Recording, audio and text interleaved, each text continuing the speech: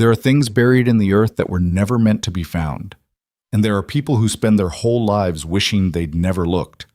A 15-year-old boy with dirt under his fingernails pulled something from the frozen ground that should have stayed dead. A phone.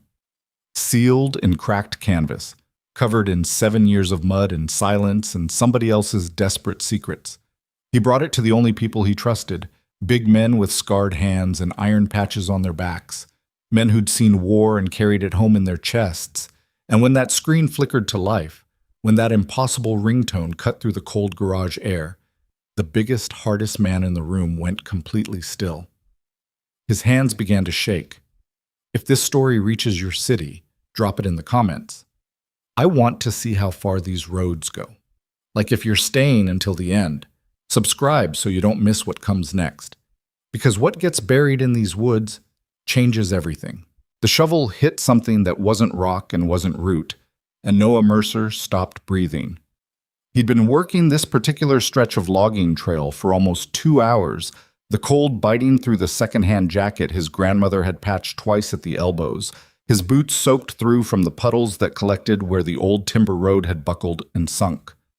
Late October in the pine forests outside Coeur d'Alene meant the ground was half frozen by mid-morning, the kind of cold that turned your fingers stupid and made every strike of metal against earth feel like it was traveling up your arm bones instead of stopping at your palms. He was supposed to be in school. He told his grandmother he was going. He'd even made it as far as the end of her driveway before the math clicked the same way it always did lately. The electric bill, the water heater, the 3 cans of soup he'd counted in the pantry that morning. His grandmother, Margaret Mercer, 68 years old and walking with a cane since her hip surgery last spring that insurance only half covered, had smiled at him over coffee and told him not to worry about things that weren't his business. He'd nodded and kissed her forehead and thought about the salvage yard on Route 12 that paid 40 cents a pound for clean aluminum. The forests around Coeur d'Alene were full of forgotten things. Old logging operations had come through here in waves going back 100 years, and they left behind a permanent archaeology of abandonment: steel cable, axle bolts, fuel drums, iron pulleys, the bones of equipment that cost too much to haul out. If you knew where to look and didn't mind the cold and didn't ask too many questions about property lines, you could usually scrape together enough scrap metal on a Saturday morning to buy groceries. Noah had been doing it since he was 12, but his shovel had hit something that made a different sound. Not the flat clank of steel on bedrock, not the dull thud of wood root. Something with give to it, something sealed. He dug. The canvas came up in rotted pieces, falling apart between his fingers the way wet paper does, and underneath it was a hard plastic pouch. Waterproof, military-grade probably, the kind that fastened with a double seal along the top. The clasp had cracked and let in a thin film of mud, but whatever was inside had been protected enough. Noah peeled the pouch open and turned it over in his palm. A phone. Black, older model, the screen dark and streaked with dirt. The glass was intact. He wiped it with his sleeve. The case was cracked along one corner. Somewhere on the back, someone had affixed a small sticker that had mostly disintegrated, leaving only a ghost of something that might once have been a flower or a star. He stood there in the middle of the forest with mud up to his knees and a dead phone in his hand, and he did what any kid would do. He pressed the power button. Nothing. He pressed it again, holding it down this time, and for a full 3 seconds, he felt the particular flatness of a device that had been dead so long it had forgotten what power felt like. Then, a thin white line. A flicker. The Apple logo appeared, faint and struggling, like something dragged back from very far away. Noah almost dropped it. The screen brightened. A lock screen materialized. No passcode required, and the wallpaper behind the time display was a photograph of a woman, mid-20s, dark hair, laughing at something off camera, her teeth white against olive skin, a mug of coffee in one hand and a notebook in the other. She was sitting somewhere that looked like a diner, or maybe a roadside cafe, the kind with red vinyl booths. She looked like someone who asked a lot of questions and liked the answers. The battery icon in the corner showed 11%. Noah had no idea how that was possible. He stood in the cold forest for a long moment, the pine canopy overhead moving slightly in the wind that had been threatening rain since before he left the house. Something about the phone felt wrong in a way he couldn't name. Not dangerous exactly, but weighted. like finding a key without knowing what lock it opens, except worse, because you can feel the key vibrating slightly in your hand. He put it in his jacket pocket. The Iron Covenant garage sat at the end of a gravel access road off the western edge of Route 9, marked by nothing except a hand-painted sign that had been weathered into near illegibility and a row of motorcycles parked along the south wall that said more than any signage could. The building itself was a converted truck bay. 3 stalls, high ceiling, a small office wedged into the back corner that smelled permanently of motor oil and burnt coffee and something metallic that never fully left the air. The Iron Covenant Motorcycle Club used it as their primary hangout and ran it as a legitimate mechanical shop during business hours. Most of the local population regarded it the way people regard steep cliffs, with a mixture of respect and the general wisdom of not getting too close. Noah had been coming here for almost a year. It had started when his grandmother's ancient Buick threw a belt, and the dealership quoted her $800. Noah had walked in off the street, not knowing what else to do, and the man at the front desk, a mountain in a leather vest named Briggs, with a jaw that looked like it had been broken and reset at least twice, had stared down at him long enough to make him feel like prey. Then Briggs had said, "Who's your grandmother?" And when Noah told him, something had shifted behind the man's eyes. Margaret Mercer had apparently delivered food to the club's annual toy drive 4 years running. Briggs had fixed the Buick for the cost of the belt.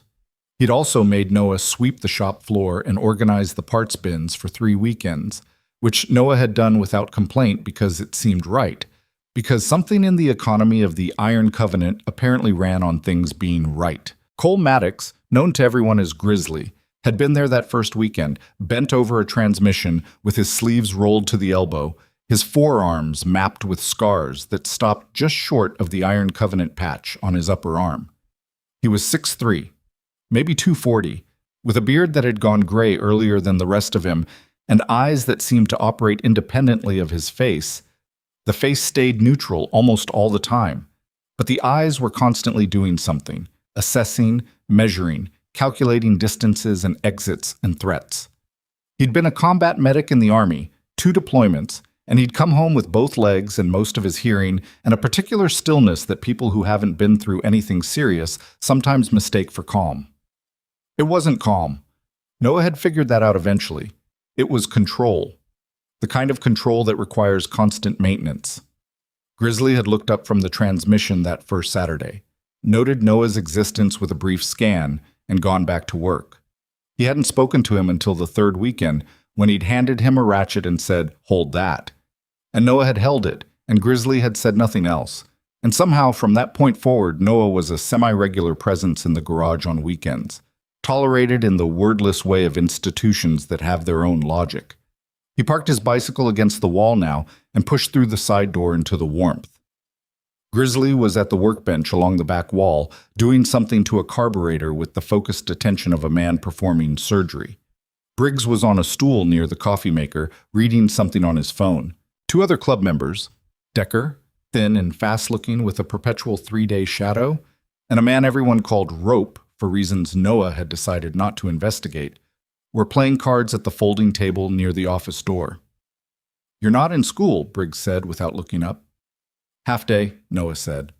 Briggs looked up. "It's 9:30 in the morning. Early half day." Briggs made a sound that wasn't agreement and wasn't argument and went back to his phone. Noah crossed to the workbench and stood a few feet from Grizzly, which was the appropriate distance he'd learned, close enough to be in the conversation, far enough to not be in the workspace. "Found something," Noah said. Grizzly didn't look up. "Found usually means took." "Found in the woods, on the logging trails past the old Keswick clear-cut, about a mile off the main road." Noah reached into his jacket pocket. "It was buried, like actually buried, wrapped in canvas, in the ground." He set a waterproof case in the ground. He set the phone on the edge of the workbench. Grizzly put down the carburetor screwdriver. He looked at the phone. He picked it up the way you pick up something that might not be what it appears to be, with the careful, deliberate grip of someone who has handled enough improvised devices to have a permanent and unconscious protocol about it. He turned it over, looked at the cracked case, the damaged corner, the ghost sticker on the back. Then he pressed the button and the screen came to life, and the wallpaper showed the laughing dark-haired woman in the diner with the coffee and the notebook. Grizzly went absolutely still. Not the stillness of concentration, not the stillness of calculation, a different stillness entirely. The kind that comes from the inside out, starting somewhere deep and radiating outward until it reached his hands, which had stopped moving, which had become something other than hands for a second. Noah watched the color change in his face. It wasn't dramatic. It was subtle and terrible. The specific way a person's face changes when the world they've been carrying in one configuration for a very long time suddenly reorders itself. "Where?" Grizzly said. His voice was completely flat. 2 syllables, no punctuation. "Past the Keswick Clear-Cut. About a mile. There's a—" The phone rang. Not a notification, not a text chime. A full ringtone playing clearly, an old melody that Noah didn't recognize, the kind of ringtone someone would have set years ago on purpose. The screen said, "Unknown caller."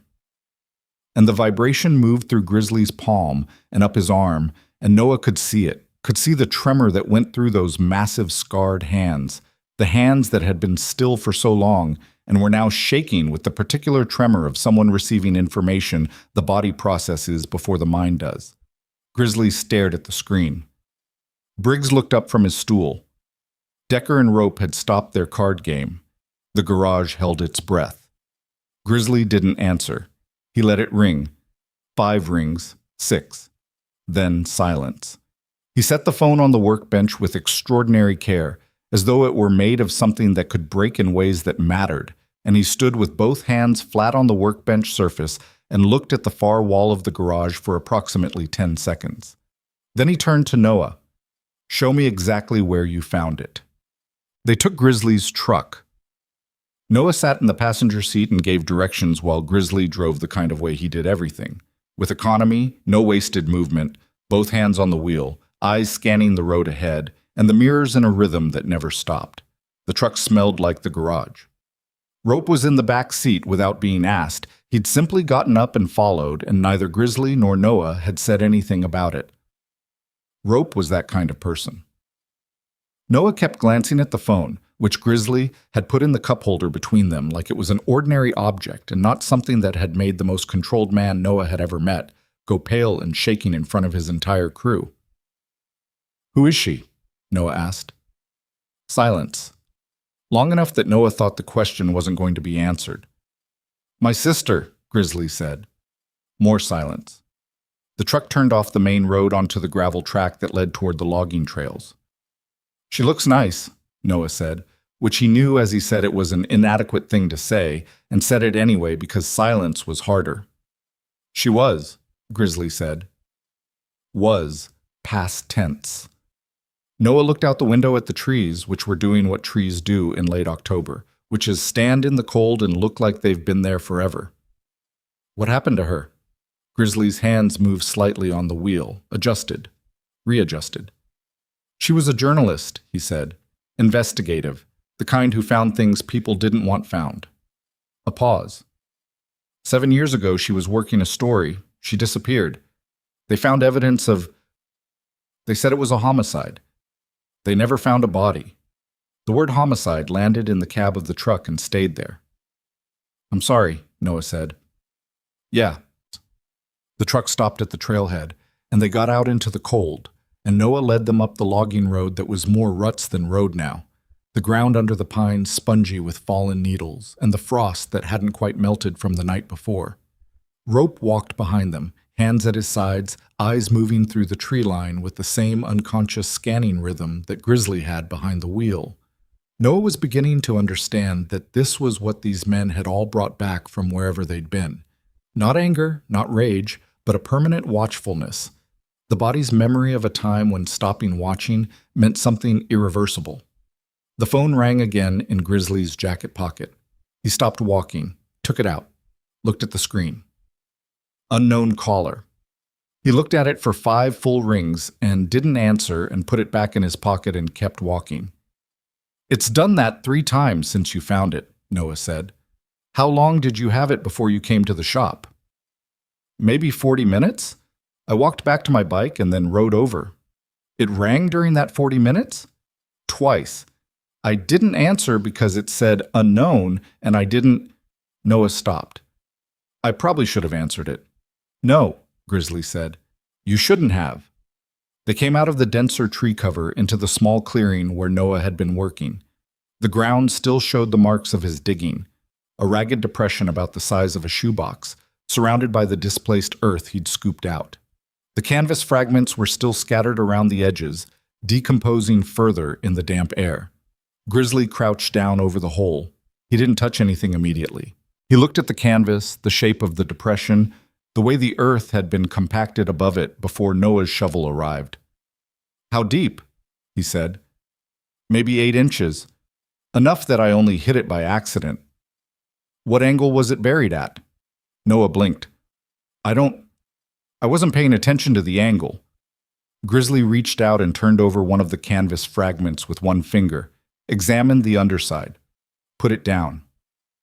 He stood and turned in a slow circle, looking at the surrounding forest with that eyes that never stop expression. Noah stood still and let him look. Rope had drifted away from them during the examination and was now 20 feet into the trees on the eastern side of the clearing, visible only as movement between the trunks. This part of the trail, Grizzly said.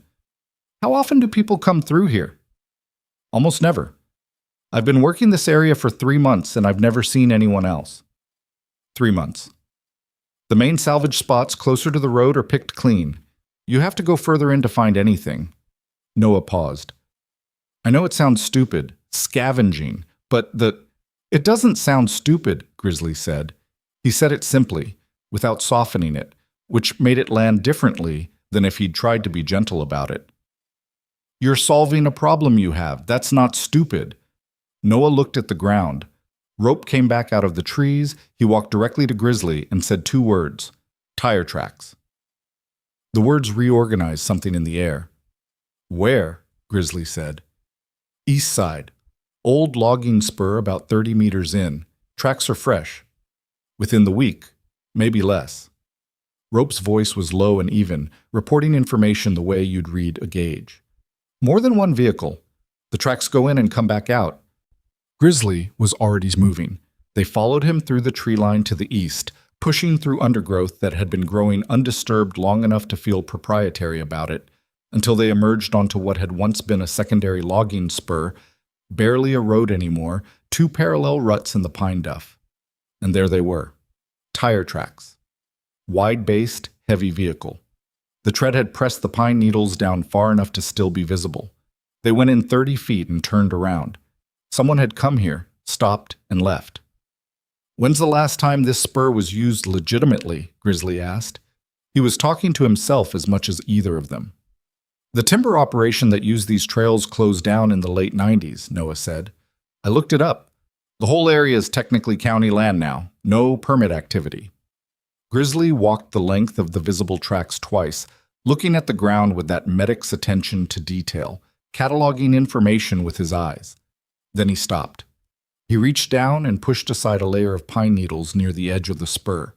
Beneath them, someone had dropped something small and silver, or lost it. A metal fastener, the kind used on hard-sided equipment cases, recent enough that it hadn't rusted. He held it up in the pale October light. Someone's been here, he said. Recently. On purpose. The phone rang in his pocket for the 4th time. This time, something about the sound in the cold, empty forest was different, more insistent. Or maybe Noah was just more afraid than he'd been before. The trees absorbed the sound the way they absorbed everything, pulling it inward. And when Grizzly pulled the phone out and looked at the screen, it said, unknown caller. And the wallpaper of his dead sister's laughing face sat behind the words like something out of a dream where the visual logic is all wrong. He looked at Noah. Did anyone see you dig it up? I don't know. I didn't see anyone. That's not the same thing, Rope said quietly. They found the shelter on the way back. Rope spotted it. He was the kind of man who spotted things, who seemed to run some kind of continuous perimeter scan regardless of context, the forest trails or a crowded bar making no difference to the mechanism. He just stopped and said, there, and pointed. and in the dense shadow between two massive fallen pines, they could see it. A low structure, barely visible, built from whatever the forest offered and clearly built to not be seen. It was old. Not 7 years old, but older, something that had been improved over time, added to.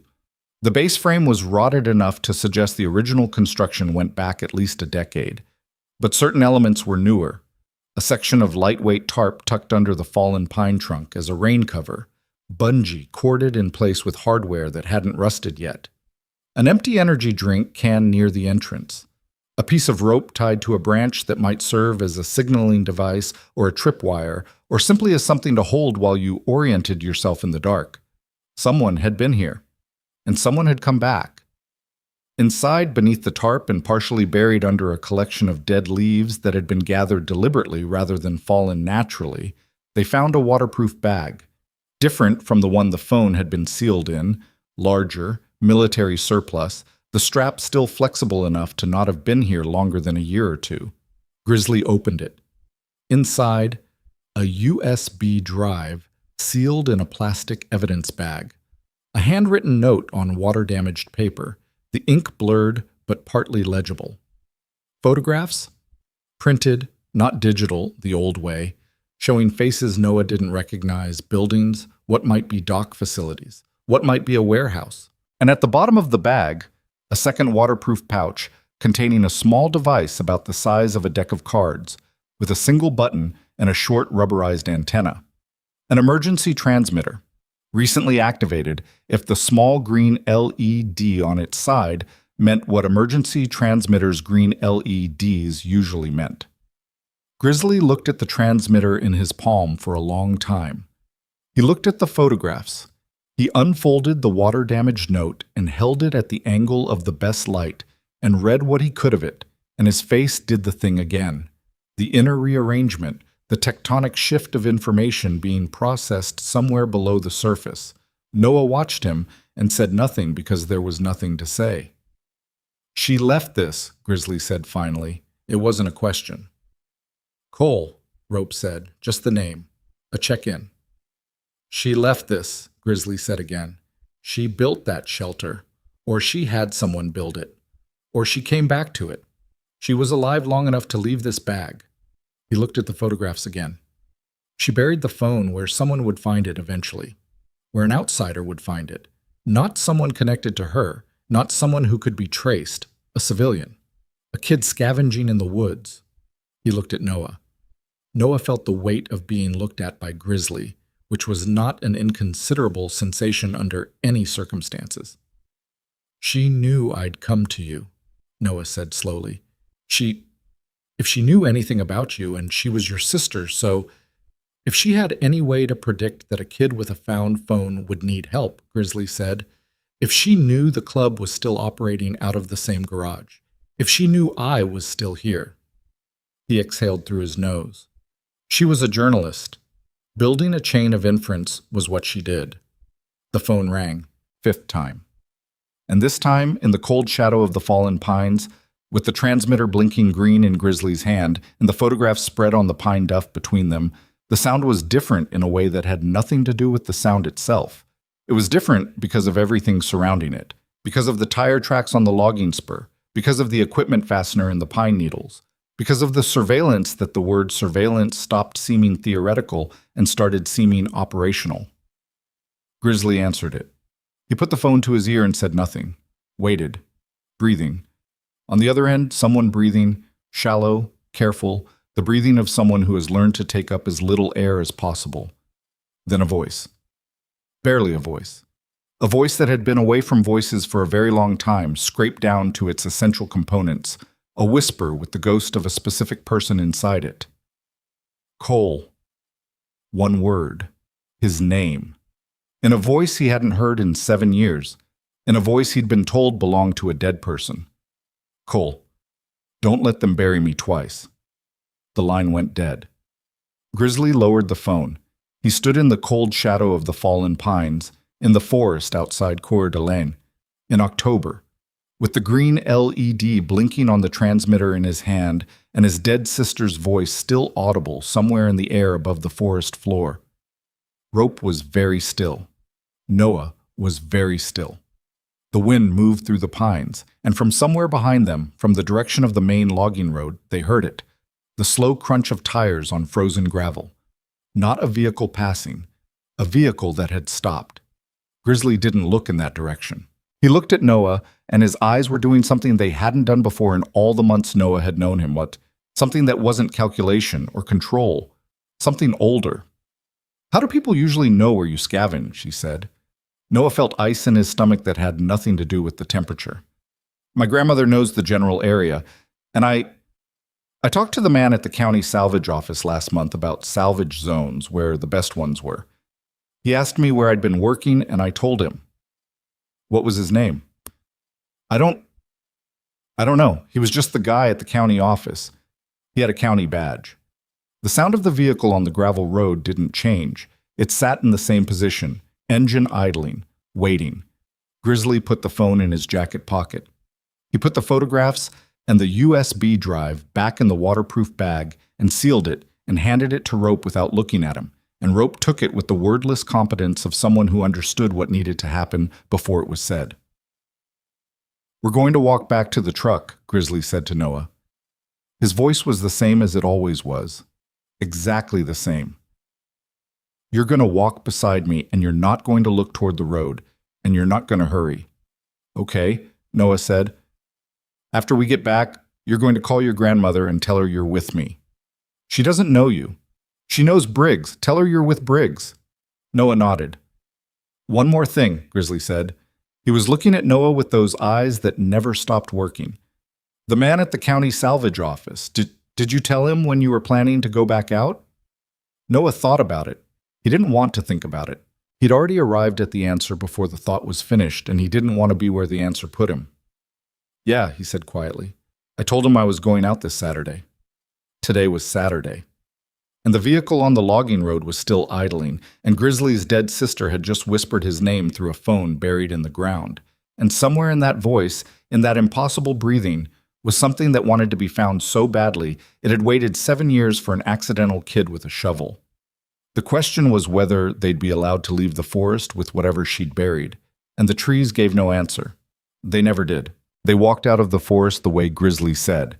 Steady pace, no rushing, Noah on his left and Rope a half step behind on the right, the waterproof bag tucked inside Rope's vest where it made no visible outline against the leather.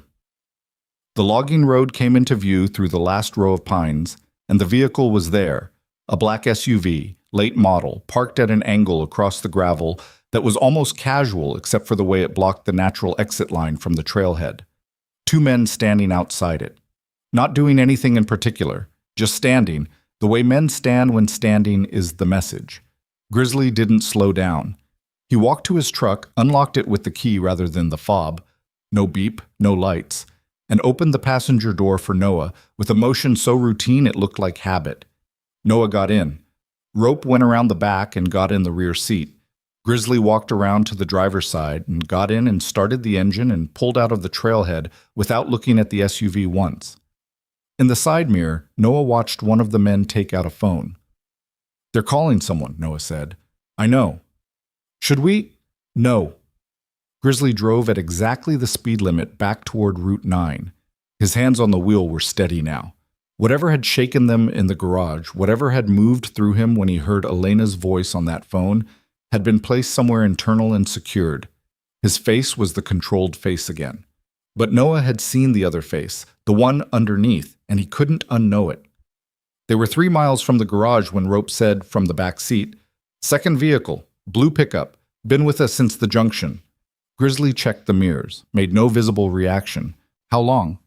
"It was parked on the junction shoulder when we passed, pulled out 30 seconds after us." "You clocked a parked truck on a rural junction while we were walking out of the woods," Noah said. "Yes," Rope said, as though this required no further explanation. Grizzly made a call on the truck's Bluetooth. 2 rings, and Briggs picked up. "We're inbound," Grizzly said. 2 vehicles behind us. Confirmed surveillance. Lock the garage and get everyone inside. Nobody leaves until I'm there." A pause on Briggs's end, brief and efficient. "Done." "How long?" 8 minutes. The call ended. Noah sat with his hands in his lap and felt the particular kind of fear that isn't sharp and immediate, but low and wide and structural, like realizing the floor beneath you isn't as solid as you assumed. He'd walked into the woods this morning to dig up scrap aluminum. He'd walked out of them inside something he didn't have a name for yet, but which had the shape and weight of serious trouble.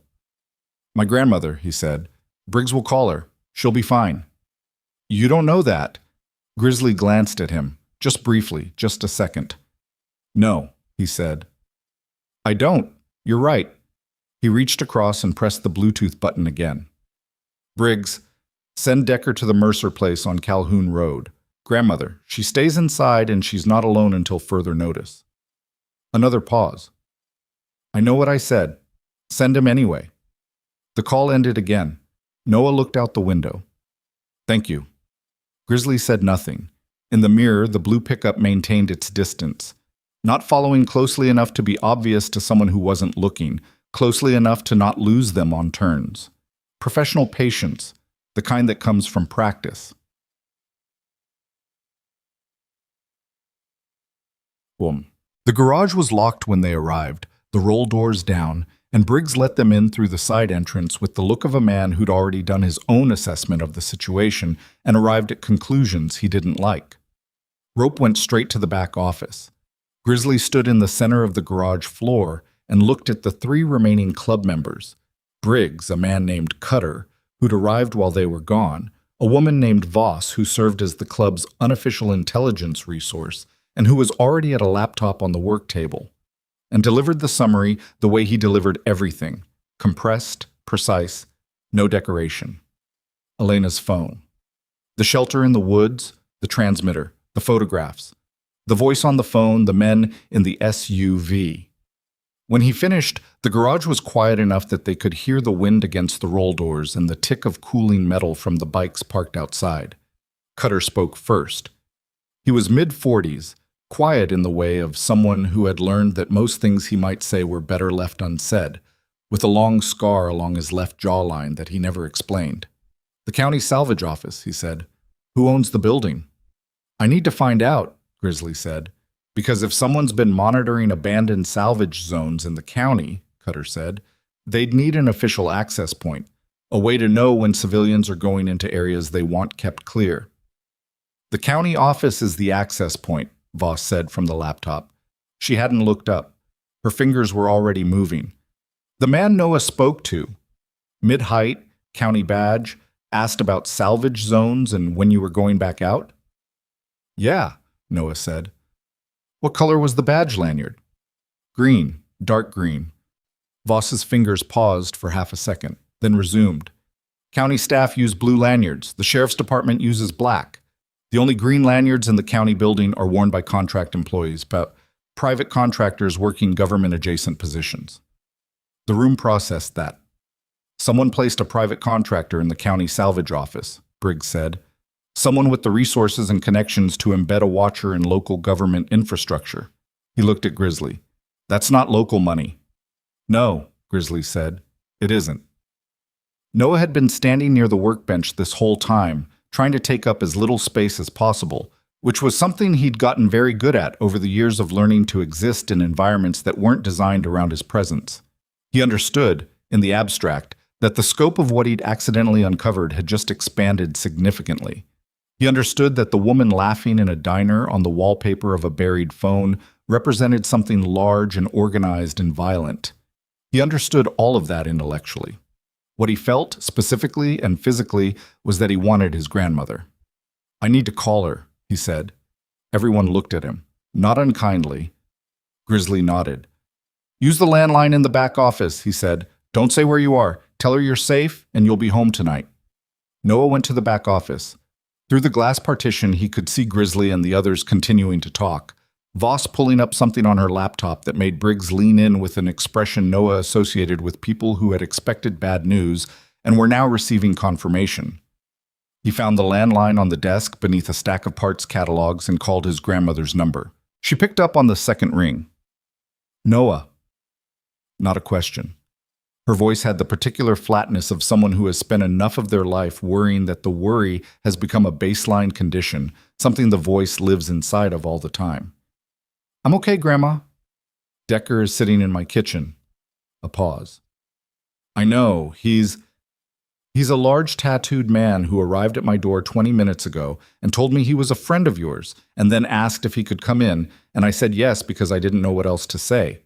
Another pause, shorter. He made me tea. That was nice of him. Noah. Her voice shifted, just slightly. What happened? I found something in the woods. I'll explain when I get home. I'm with Grizzly's people, and I'm okay. Silence on her end, longer than he expected. The big one, she said. The one who fixed my car. Yeah. Okay, she said. Just that. The weight she put into it was enormous and quiet. The weight of a woman who had learned when to hold on and when to trust the current. He hung up and stood in the office for a moment by himself, the first moment he'd been alone since the shovel hit the phone case in the frozen earth, and he let himself feel the shape of the day so far. The cold, the canvas, the flickering screen, the laughing woman in the diner, Grizzly's shaking hands, and then he exhaled and went back into the garage because there was nothing else to do. The conflict started over the USB drive. Voss had it in her hand and was describing what she needed to read it, an isolated system, air-gapped, no network connection, when Briggs said flatly, "We're not doing that here." "We need to know what's on it," Grizzly said. "I agree. We also need to not do it in the garage where we're currently under surveillance by people with enough organizational depth to embed contractors in county government." Briggs set down his coffee mug with the careful precision of someone choosing not to slam it. "Cole, think about what you're doing. I know what I'm doing. You know what you want to do. That's different." Briggs was the only person in the Iron Covenant who talked to Grizzly this way, not because he was the only one with the courage for it, but because he was the only one Grizzly had explicitly given permission to in the wordless economy of their particular long friendship. 7 years. You put this in a box 7 years ago. You went through it properly. You grieved. You rebuilt. She's alive, Briggs. You heard breathing and a whisper on a phone that's been buried in the Idaho wilderness for an unknown period of time through a connection routed by an emergency transmitter of unknown origin. That's what you heard. The garage went very still. Grizzly looked at Briggs for a long moment. His face did not change. His voice, when it came, was measured in the way of something under significant pressure that has not yet found a crack to release through. "I know my sister's voice. Cole, 7 years or 700. I know her voice." He picked up the USB drive from the table and put it in his pocket. "We read what's on this. Then we make decisions." Briggs looked at him a long time. Then he picked up his coffee mug and turned away, which, in Briggs's language, meant the argument was over and he'd lost and he knew it, and was registering his objection through posture rather than persistence. Cutter was watching all of this from his position against the wall.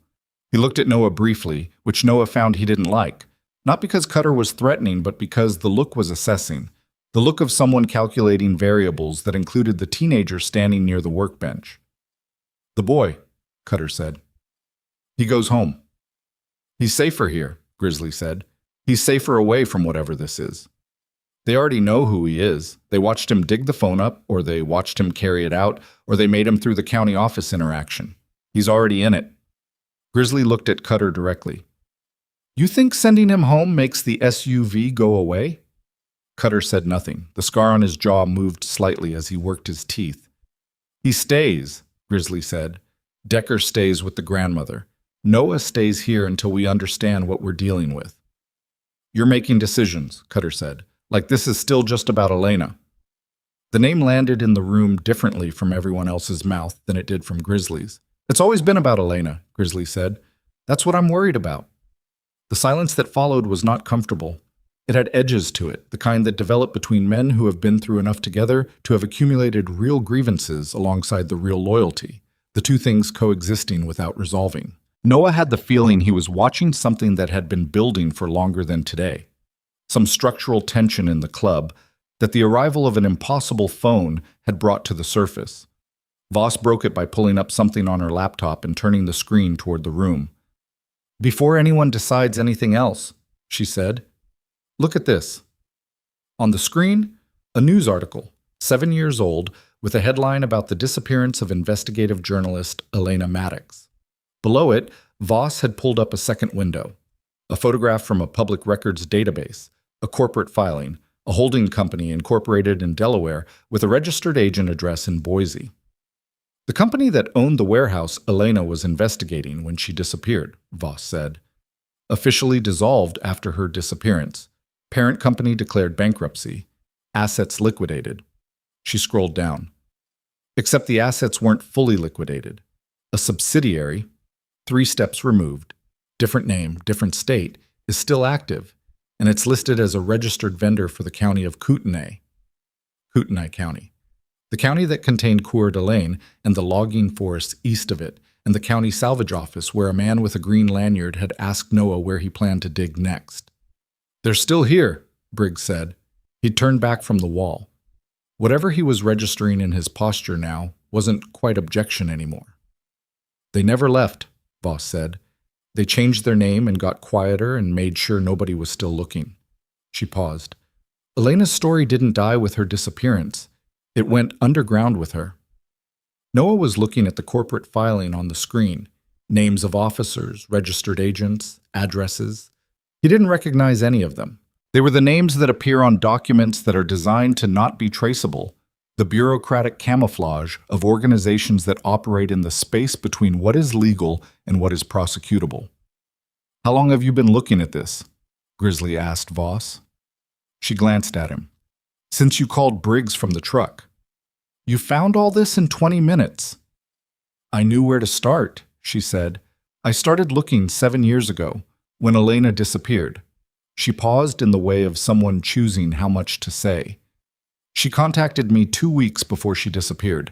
She said she'd found something big enough that she needed someone outside her normal network to hold a copy of her research. She sent me an encrypted file and told me the password would come later." Voss turned back to the screen. The password never came. The room absorbed this. "You never said anything," Grizzly said. "There was nothing to say. I had an encrypted file I couldn't open and a dead woman." She looked at him steadily. "Presumed dead woman." "Apparently." Grizzly sat down on the stool near the workbench. It was the first time Noah had seen him sit down since the garage that morning, and somehow the act of sitting made him look larger rather than smaller, the way very large, still things tend to. Mountains, engines, old growth trees. "The transmitter," he said. "The one in the shelter. It was recently activated." "Green LED means it completed a transmission," Rope said from the doorway. He'd come back from the office without Noah noticing. "Whatever signal it sent, it went somewhere." "The phone calls," Noah said slowly. "The phone started ringing right after I dug it up, before I even wiped the screen." Everyone looked at him. "The transmitter triggered the phone," Voss said. "Remotely. She activated the transmitter and it sent a wake signal to the phone. She's been waiting for someone to come close enough to the burial site to trigger the motion sensor on the transmitter." She was already typing. "The phone has a motion sensor. If someone walks within a certain radius of the transmitter, the phone wakes up and starts trying to connect." "She engineered this," Cutter said. The skepticism in his voice had shifted slightly. Not gone, but reconfigured. "She built a system that would activate if anyone ever dug up that phone." "She's a journalist who went underground to survive," Grizzly said. "She built what she needed to build." "Or someone built it to look like that," Cutter said. The edges came back into the silence. "I'm not doing this," Grizzly said. "You should. You need to at least consider." "She said my name." His voice was very flat. "She said my name and she said don't let them bury me twice. Nobody constructs that. Nobody has that specific knowledge and that specific voice and uses them to build a trap that requires a 15-year-old scavenger to accidentally trigger it after walking within 30 feet of a buried transmitter." He looked at Cutter. "I've listened to you for 15 years. I'm listening to you now. And I'm telling you, as plainly as I know how to say it, she's alive, she's somewhere near here, and she needs us." Cutter held his gaze for a moment. Then he looked at the floor, which was his version of the argument being over. The phone rang. 6th time. Everyone in the garage heard it this time. The ringtone filled the space between the workbenches and the motorcycle and the laptop screen full of corporate filings, and Grizzly had it out of his pocket in one motion and hit the accept button and put it on speaker without hesitating this time. Breathing. The same careful, compressed breathing. "Elena," Grizzly said. A pause, long enough to be agonizing. "They know the phone is active." Her voice was still barely a whisper, but there was more strength in it now, the kind of strength that comes from urgency rather than health. "You don't have much time. They'll track the signal." "Where are you?" "I can't say on this line. The file's on the drive. Voss has the other half. The password is what I called you when we were kids." A pause that sounded like pain. "Cole, they have people inside the federal system. That's why I couldn't use normal channels. You can't go to the authorities." "Elena, the boy, the one who found the phone. Keep him close. They'll use him to get to you if you don't." Her breathing changed. Something happened on her end. A sound, distant, the movement of something heavy. "I have to go. The transmitter, I have to shut it down or they'll triangulate." "Elena, where are—" The line went dead. Everyone in the garage was very still for a moment. Then Voss said, "She mentioned me." "Yeah," Grizzly said. "She planned for me to be here." "She planned for a lot of things." He looked around the room. "She said they have people inside the federal system, which means we can't go to the FBI, we can't go to the marshals, we can't go to anyone with a federal badge until we know who's clean." He put the phone in his pocket. "Which means it's us." "Cole," Briggs' voice had changed. The argument was gone from it. What was left was something older and quieter. "What are we getting into?" Grizzly stood up from the stool. He looked at his club, at Briggs with the broken jaw that had been reset crooked, at Cutter with his scar, at Rope and Voss, and the collective weight of the histories they carried in their vests and their silences. "I don't know yet," he said, "but I know we're already in it." He turned to Noah. "What's your grandmother's landline?" "I just called it from the office." "I need you to call it again, right now, on my cell." Something in his voice made Noah take the phone without asking why. He dialed the number from memory. It rang once, twice, 3 times. On the 4th ring, Decker picked up. Not his grandmother, Decker. "Where's my grandmother?" Noah said immediately. A pause on Decker's end, short but loaded. "She went to the bathroom," Decker said. "Hold on." But the pause had been wrong. The length of it had been wrong. The particular quality of Decker's voice, normally flat and certain in the way of men who say exactly what they mean, had carried something that didn't belong there. "Decker," Grizzly said, taking the phone. "Talk to me." "She's here," Decker said. "She's okay." "But—" Another pause. 2 men came to the door 20 minutes ago, said they were county welfare services, checking on an elderly resident. She didn't open the door. I told them through the door that she was fine and not available. They left. "Plates on their vehicle?" "Rental. I got them." "Good. Don't open the door again for anyone. I don't care what badge they show." "Copy." Grizzly ended the call and handed Noah's phone back to him and looked at the garage floor for a moment in the particular way of a man doing rapid triage on a situation that has just expanded past its previous boundaries. "They went for the grandmother," Briggs said, "within an hour of the phone activating." "They didn't go for her," Voss said. She was looking at her screen. "They went to confirm the boy's identity and home address. They already had it from the county office interaction. They were verifying." She paused. "Which means they're moving to the operational phase. They've confirmed the phone is active, they've confirmed the boy is connected to the club, and now they're going to start making the situation untenable." "Meaning what?" Noah said. He heard his own voice as though from a slight distance. The voice of a person who has arrived somewhere they didn't intend to arrive at and is taking a census of the surroundings. "Meaning they're going to come at us from multiple directions simultaneously," Voss said. "The grandmother is one pressure point. Your presence here is another. The phone and whatever's on the drive is the primary target." She looked at Grizzly. "We need to move. The garage is known. We've been sitting here for almost 2 hours, and they've been building a picture of everyone who's inside." Grizzly looked at her. "Voss," he said, The encrypted file Elena sent you 7 years ago. Yes. You've been carrying it for 7 years not knowing if you'd ever open it. Yes. Open your laptop, he said.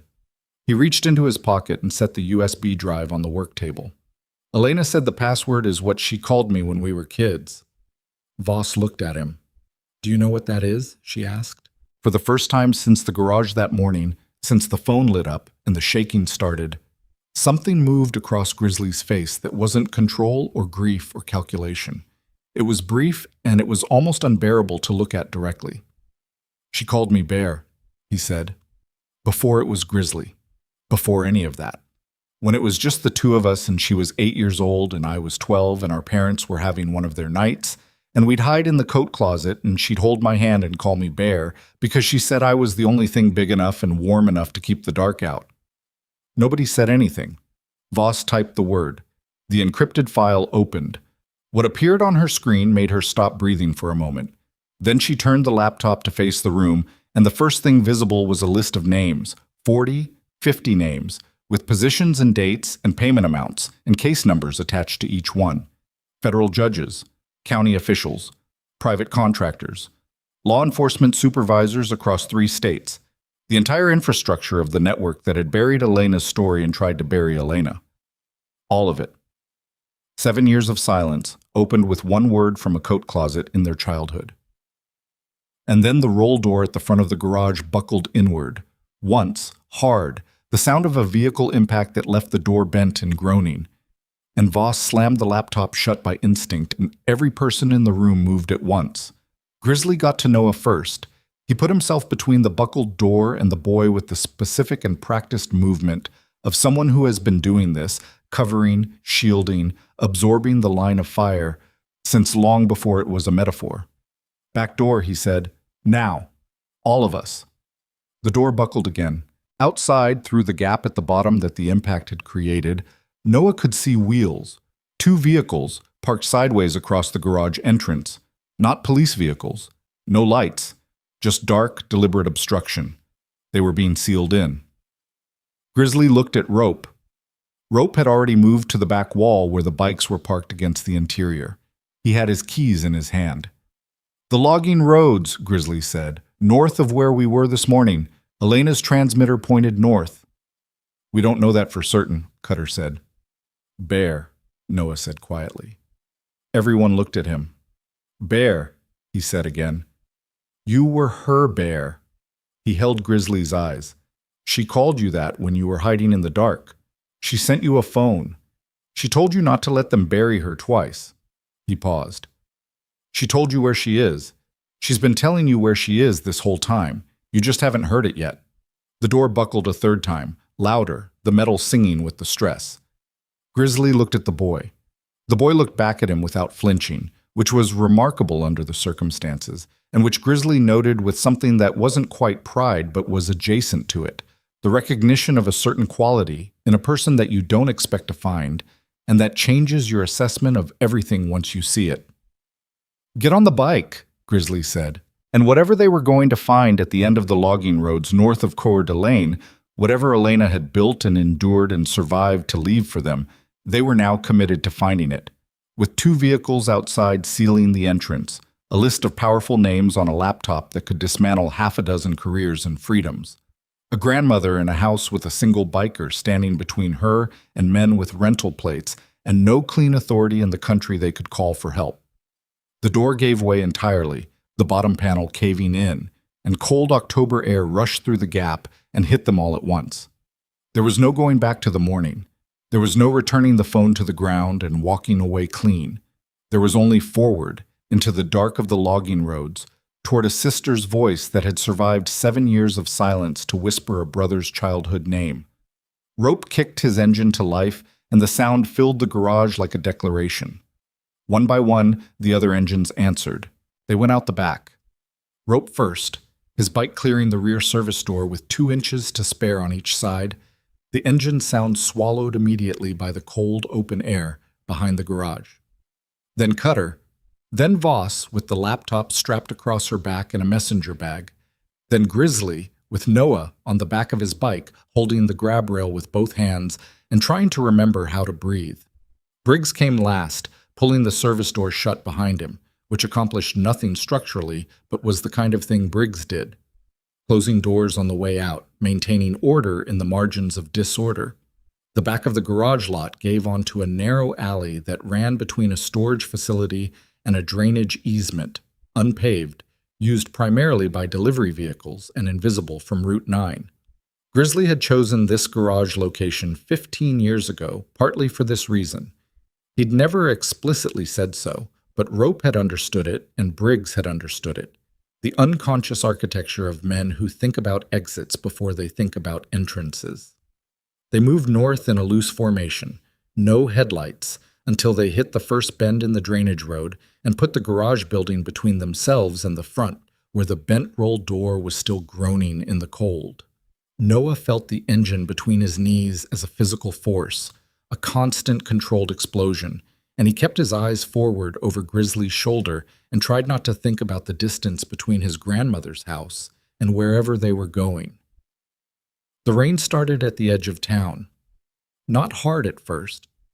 The Pacific Northwest variety that begins as something you can almost mistake for heavy mist, and then incrementally becomes undeniable. By the time they reached the county road that fed into the first logging access route, the rain was steady and cold and indifferent, the way rain is when it has no interest in your situation. Noah's jacket was already inadequate. He tucked his chin against the back of Grizzly's leather vest and focused on not losing his grip. Rope led them up the first switchback of the logging road because Rope had the clearest spatial memory of the morning route, the GPS of a man who catalogs terrain unconsciously. The road deteriorated fast, packed gravel becoming broken gravel, becoming a two-track of compressed mud and pine duff that the bikes negotiated in low gear, engines working, the sound changing quality as it moved through dense tree cover. No vehicle lights behind them that Noah could see. No sound except rain and engines and the occasional crack of a branch somewhere in the dark timber. Grizzly had said north. Elena had said the transmitter needed to be shut down before they triangulated. North of where the transmitter had been, north meant deeper forest, meant the old secondary logging spurs that the maps didn't show anymore, meant the kind of terrain that rewarded people who had built their survival on not being found. They rode for 22 minutes before Rope stopped. The formation stopped behind him, engines idling, and in the rain-muffled silence, Rope got off his bike and stood in the middle of the track and looked at the tree line on the left side. He looked at it the way he'd looked at the tire tracks that morning. With that instrument precision, reading something the rest of them needed him to translate. There, he said. Noah couldn't see anything. Then his eyes adjusted to the particular darkness under the pine canopy, and he saw what Rope was looking at. A gap in the undergrowth, narrow, not a road, but not random either. Something had passed through it recently enough to still be visible as a pattern of bent stems and displaced pine needle accumulation. Something came through here on foot, Rope said, more than once. How recently? Grizzly said. Within the day, maybe less. He crouched and looked at the ground at the edge of the gap. Boot prints, small, someone light. Elena had been described in the news articles from 7 years ago as 5'4", 120 pounds. Grizzly got off the bike. Engines off, he said. We walk from here. Chats. The structure appeared through the trees as a darkness within darkness. Geometric where the forest wasn't. The particular wrongness of right angles in a landscape that doesn't make them. Low profile, deliberately so, the kind of construction that requires real knowledge of concealment.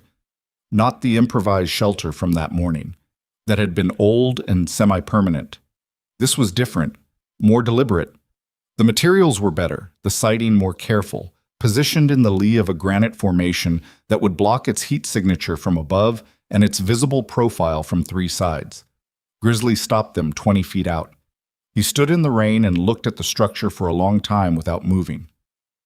Elena, he said. Not loud, just enough to carry. Nothing. Elena, it's Cole. We're outside. The silence stretched long enough that Noah felt the particular despair of a thing that was supposed to work not working. Then a sound, the scrape of something being moved, the mechanical noise of a latch. The door opened. She was nothing like the photograph. The woman in the diner wallpaper had been laughing, full-faced, with the particular brightness of someone in possession of their own life. The woman in the doorway of the forest structure was the same person reduced to her essential components by 7 years of something Noah couldn't name and didn't want to imagine. Same dark hair, but longer now, and pulled back with a piece of paracord. Same olive skin, but without the warmth, the complexion of someone who has spent years without adequate nutrition and with too much stress living in the body's tissues. Same eyes. And this was the remarkable thing. This was the thing that hit Noah in the sternum like a physical impact. The same eyes as Grizzly. The same eyes doing the same thing, that constant operational assessment, that never-stop working instrument that had learned its habits in a coat closet in their childhood and then refined them in 7 years of hiding. Grizzly crossed the 20 feet in the time it takes to exhale. He didn't say anything. He put his arms around his sister and she made a sound. Once, brief. The sound of something that has been holding a specific tension for a very long time, finally releasing it. And then they were both quiet.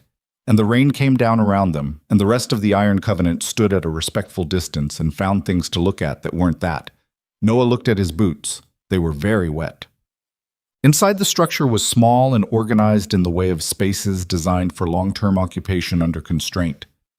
A sleeping area, a work area, a small cache of food and water. A hand-drawn map on the wall that showed the surrounding forest with marks Noah didn't understand yet.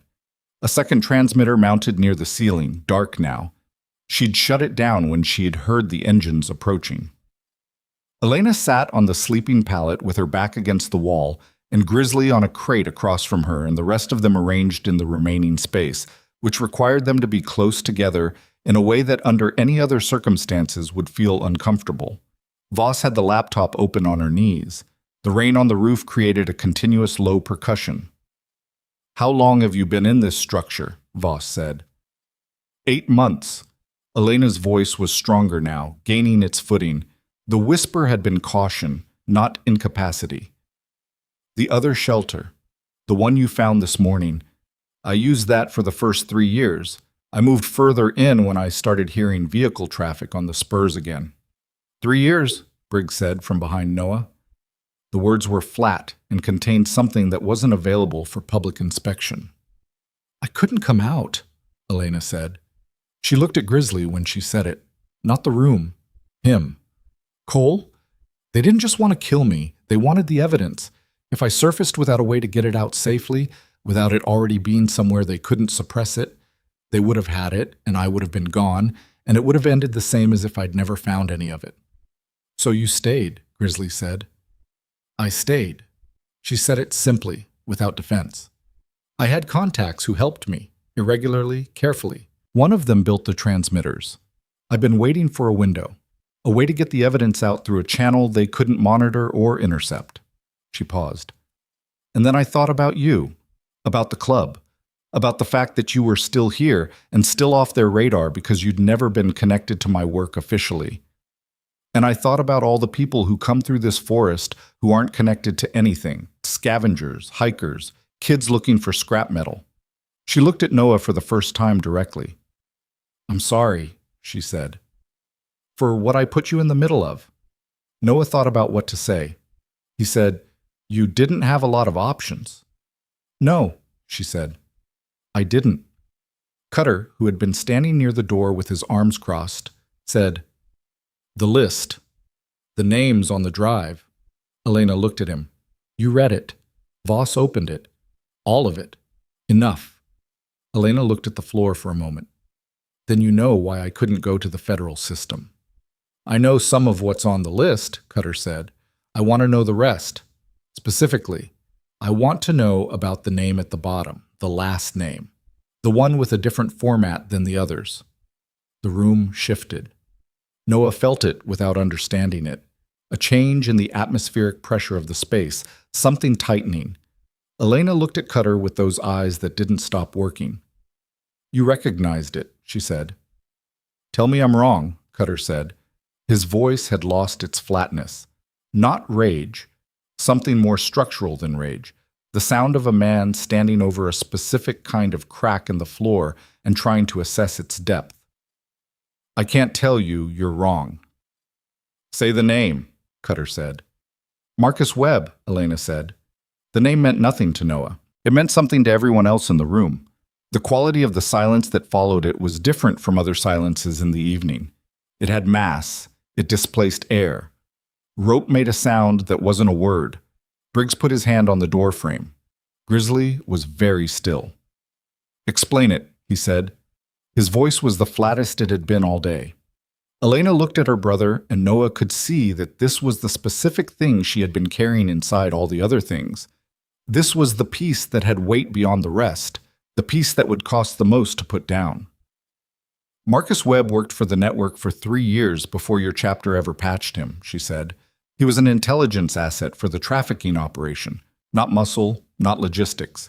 Information. He fed them operational security details, law enforcement movements, witness locations. She paused. He was already embedded when he prospected for Iron Covenant. He was placed deliberately. Webb, Grizzly said. Cole, Webb has been patched with this club for 11 years. I know. He was at my right hand for 11 years.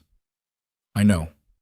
Elena's voice was steady in the way of someone delivering something they have rehearsed because they knew how bad it was going to land. I found his name in the financial records 14 months before I disappeared. I didn't understand what I was looking at immediately. The connection to the club wasn't obvious. It was buried 3 layers deep in the payment structure. By the time I understood what it meant, I was already too exposed to do anything about it safely. You knew, Grizzly said. You knew about Webb before you disappeared. Yes. And you didn't tell me. I was going to. I was building the case so it would be airtight before I brought it to you because I knew... She stopped. I knew how you'd react. I knew you'd confront him directly, and it would collapse everything before the evidence was secured. The rain on the roof. Grizzly stood up from the crate. He moved to the far end of the structure, which was 6 feet away, and stood with his back to the room and his hands at his sides, and his shoulders doing the thing that very large men's shoulders do when they are processing something that the body is reacting to before the mind has finished forming the thought. Noah watched him. He thought about the coat closet, the 8-year-old girl holding her big brother's hand and calling him Bear to keep the dark out. He thought about 11 years of a person standing at your right hand, eating your food, riding your roads, sitting in your garage, and all the while being a paid informant for the organization that had made your sister disappear. Where is Webb now? Rope said. He left the club 3 years ago, Briggs said from the door. His voice was strange. Moved to Spokane. Said he was done with the road life. He paused. We stayed in contact. Occasional contact. Define occasional, Voss said. Briggs looked at her. He called me 6 weeks ago. Said he'd heard there was activity in the forests east of Coeur d'Alene. Salvage operations, hikers, some county land use changes. Asked if the club was involved in any of it. He stopped. I told him no. He called you 6 weeks ago to ask about activity in the forests east of Coeur d'Alene, Voss said. 6 weeks ago. Yes. And this morning, a boy who found a buried phone in the forests east of Coeur d'Alene came to the garage, and 2 hours later, men in black SUVs were surveilling you, and a contractor was verifying Noah's home address. Voss's voice was completely level. Briggs, did you tell Webb about Noah's county office interaction? The pause was very short. Too short. I mentioned it, Briggs said. It came up. He asked if there was anything interesting happening, and I said a kid had come in who scavenged the logging trails, that he'd been asking county about salvage zones. I didn't think... You told him, Grizzly said. He hadn't turned around. His voice was coming from his back, from the specific tension visible in his shoulders, and it was the most frightening version of his voice Noah had heard because it was so quiet. 6 weeks ago, he calls to ask about forest activity. He triggers your comfort with him. 11 years of familiarity, and you still think of him as Webb, who left to go live in Spokane. And then a week ago, or whenever it was, the information fell into place, and you gave him the piece he needed to monitor the right zone. Cole, did you tell him where the kid was planning to dig next? No, I didn't know that. The kid told us that this morning. But he had enough. From what you gave him, He had enough to put a watcher in the county office who would get the rest. Grizzly finally turned around. His face was something Noah had not seen before and hoped not to see again. Not rage, which would have been more manageable. Something colder and more internal. The face of a man standing inside a very specific kind of loss. He used you. He's been using this club for 11 years. And even after he left, even after years of distance, he called you and you gave him enough to start moving their operation. Briggs said nothing, which was the only answer there was. You didn't know, Cutter said to Briggs. Carefully. The scar on his jaw tight. Nobody's saying you knew. Nobody needs to say it, Briggs said. His voice was ash. I'm saying it. The structure was very quiet for a moment. The rain continued its indifferent percussion on the roof. Elena spoke. There's more, she said. Grizzly looked at his sister. There's more, she said again, and the way she said it indicated that more was a significant understatement, that the threshold for her using that word given everything already on the table was itself information. The list on the drive, the judges, the officials, the contractors, that's the operational layer. The people who were bought, coerced, installed. But there's a second file on the drive. I didn't put it in the encrypted folder with the rest because it needed to be found separately by someone who would understand what they were looking at. Voss, Grizzly said. Voss was already opening the laptop, already navigating the drive. She found it, a smaller file, different naming convention, sitting outside the encrypted folder as though it were a stray document rather than a deliberate placement. She opened it. The file contained one document, a financial record, wire transfers, account numbers, dates, and at the top of the document, in Elena's handwriting digitized through a scan, a single line of annotation, the origin account. This is where the operation's central funding comes from. This is the name above all the other names. Below the annotation, highlighted a name. Voss read it. Her face did not change. Voss's face rarely did. But her hand stopped moving on the keyboard with the specific stillness of someone who has just been told something that reorganizes the category of the problem they're dealing with. Read it, Grizzly said. Senator Daniel Hartley, Voss said, chairman of the Senate Judiciary Committee, the committee that oversees federal judicial appointments, federal law enforcement oversight, and, she paused just briefly, witness protection programs. The witness protection programs. The federal infrastructure that would theoretically be the safest channel for evidence like Elena's. The federal infrastructure whose chairman had been funding the operation Elena had been investigating for 7 years. Whose appointment power controlled the judges now on the list. Whose oversight authority had suppressed every investigation that had ever gotten close. Noah was 15 years old and he understood what this meant. He could see from the faces of the adults around him that they understood too. And that understanding it didn't make it more manageable, only more clearly impossible. He controls the system, Elena said. Every federal pathway for evidence like this, from grand juries, witness protection, federal prosecutors, everything runs through or adjacent to his committee's oversight. Every time someone got close to the network in the last decade, the investigation was either redirected or killed. I spent 2 years tracing the mechanism before I understood who was at the center. She looked at Grizzly. This is why I couldn't come in. This is why normal channels were death sentences, literally. A sitting senator, Cutter said. Yes. With Judiciary Committee chairmanship. Yes. Elena. Cutter's voice was careful in the way of someone navigating around a thing rather than through it. Do you understand the scale of what you're describing? If we move on this incorrectly if we go to the wrong person, if we make a single misstep in how this evidence gets delivered, he buries it. Not just the case. Us. I know, Elena said. I've had 7 years to understand it. Then why now? Cutter looked at her steadily.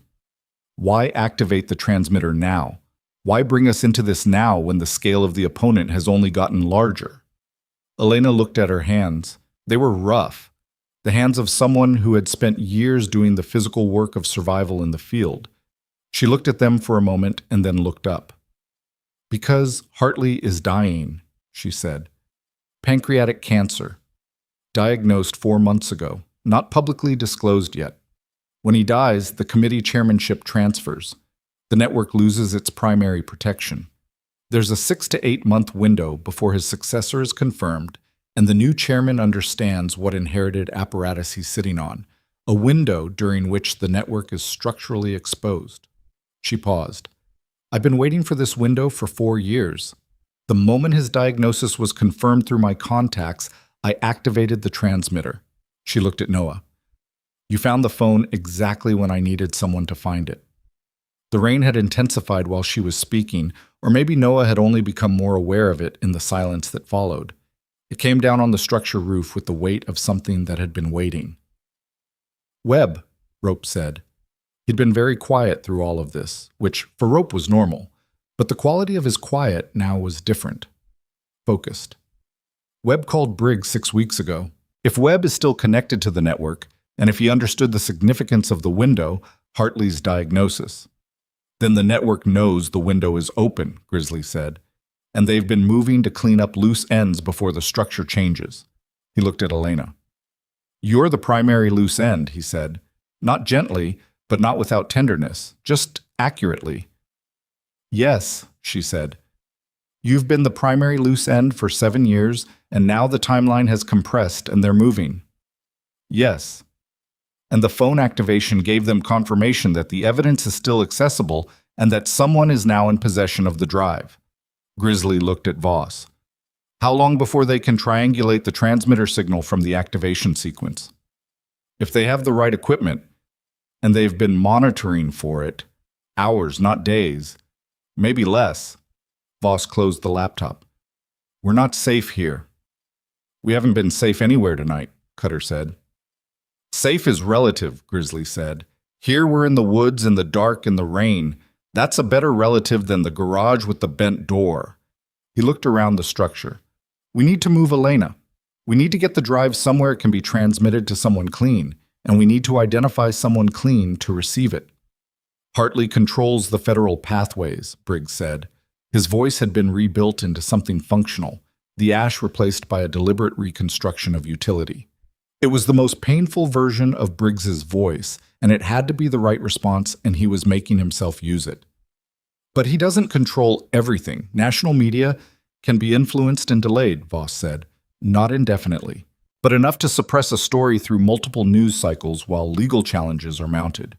We need the legal component delivered simultaneously with the media component, which requires a federal pathway that's outside Hartley's reach. His committee covers federal judiciary, Cutter said, not state judiciary. Everyone looked at him. State level, Cutter said, specific states where the trafficking operation had documented activity. If we can identify a state attorney general whose office isn't in the network's pocket, Idaho, Washington, Montana, and deliver the evidence simultaneously to state-level law enforcement and national media, Hartley can't suppress both simultaneously. He can neutralize one or he can neutralize the other, but not both at the same time. How do you know who's clean at state level? Elena said. I don't, Cutter said, but you've been building this case for 7 years. You have the financial records, you have the payment logs. You know who was bought. The people whose names aren't on the list, those are our candidates. Elena looked at Cutter for a moment with those instrument eyes. Then she reached under the sleeping pallet and pulled out a second bag, smaller than the one in the morning shelter, worn, the zipper stiff with use. She unzipped it and removed a sheaf of papers, handwritten, densely annotated, the physical notes of someone who had been working without reliable digital access and had learned to trust paper. She found a page near the back, held it up. Washington State Attorney General, she said. I've tracked her office for 3 years. No payments, no lateral connections to the network's known influence operations. 2 active cases in her jurisdiction that have been impeded by federal interference, meaning she's a known obstacle to the network, which means she's not compromised. She put the page down. She's our candidate. She's in Olympia, Voss said. 300 miles. The media component, Grizzly said. Who do we transmit to? I have a contact, Elena said. Someone who's been waiting, knowing there was a story but not having the evidence. I've been preserving the relationship for the moment I had something to give them. She looked at Grizzly. I need a secure connection to reach out. The transmitter is shut down. I need... The sound came through the structure wall. All of them heard it simultaneously. It came from the south, the direction they had come from. And it was the sound of engines. Not motorcycles. Vehicles. More than two. Moving without lights through the forest on the secondary spur roads, which meant someone with detailed knowledge of the local terrain, which meant someone who had been here before, recently, in rental vehicles with wide-based treads. Rope was already at the door. He came back in 3 seconds with 2 words. 4 vehicles. How far? Grizzly said. 10 minutes, maybe less. They're running dark, but they're moving fast. He looked at Grizzly with the eyes that cataloged exits. The northern spur from here goes to the ridgeline. There's a fire road on the other side that connects to the county highway 14 miles out. If we move now... Elena can't ride 14 miles on a fire road in the rain, Cutter said. She doesn't have a choice, Elena said. Cutter looked at her. I've been living in a box in the Idaho wilderness for 7 years, she said, with something in her voice that wasn't quite humor but was adjacent to it, the survivor's version of it, the kind forged from the specific material of outlasting something that was supposed to kill you. I can ride 14 miles, Grizzly looked at his sister, at the rough hands, at the reduced person who was still underneath the reduction, the woman with the coffee and the notebook and the questions. He looked at Noah. Noah was already standing up, already zipping his soaked jacket, because there was nothing else to do and no version of himself that was going to let them go without him. And Grizzly could see that too, and some calculation completed itself in his expression. Voss, the drive. I have it. The papers. Elena was already folding them back into the worn bag. Rope killed the single lantern. The structure went dark. In the darkness, in the rain sound, and the distant approach of 4 vehicles without lights, Noah felt Grizzly's hand on his shoulder. Brief, heavy, the specific weight of a large man making deliberate contact to orient someone in the dark. A medic's touch. The touch of someone who had spent years knowing exactly how much pressure to apply to keep something from bleeding out. Stay with me, Grizzly said. Okay, Noah said. But from the south there was another sound now, layered under the vehicle engines, something that turned the vehicle sounds from alarming into something else entirely, a helicopter. Running without lights. Low over the canopy, the rotor wash audible even through the rain and the tree cover. They weren't just being approached from the ground. And the fire road was 14 miles away through dark timber and heavy rain on motorcycles, with a woman who hadn't ridden in 7 years, and a 15-year-old boy with wet boots, and a USB drive that could topple a sitting U.S. senator, and 4 vehicles closing from the south, and a helicopter that had no reason to be here except the worst reason. Grizzly stood in the complete darkness of his sister's hiding place and felt the full geometry of the situation arrange itself around him, and understood, with the particular clarity of a man who had been trained to assess situations in which people die, that the version of himself who had walked into this forest this morning, the version who ran a garage and fixed engines and had learned to live with a specific grief and kept his world small enough to control, that version was not going to be sufficient for what came next. What came next required something older and less careful, something he had spent 15 years trying not to need.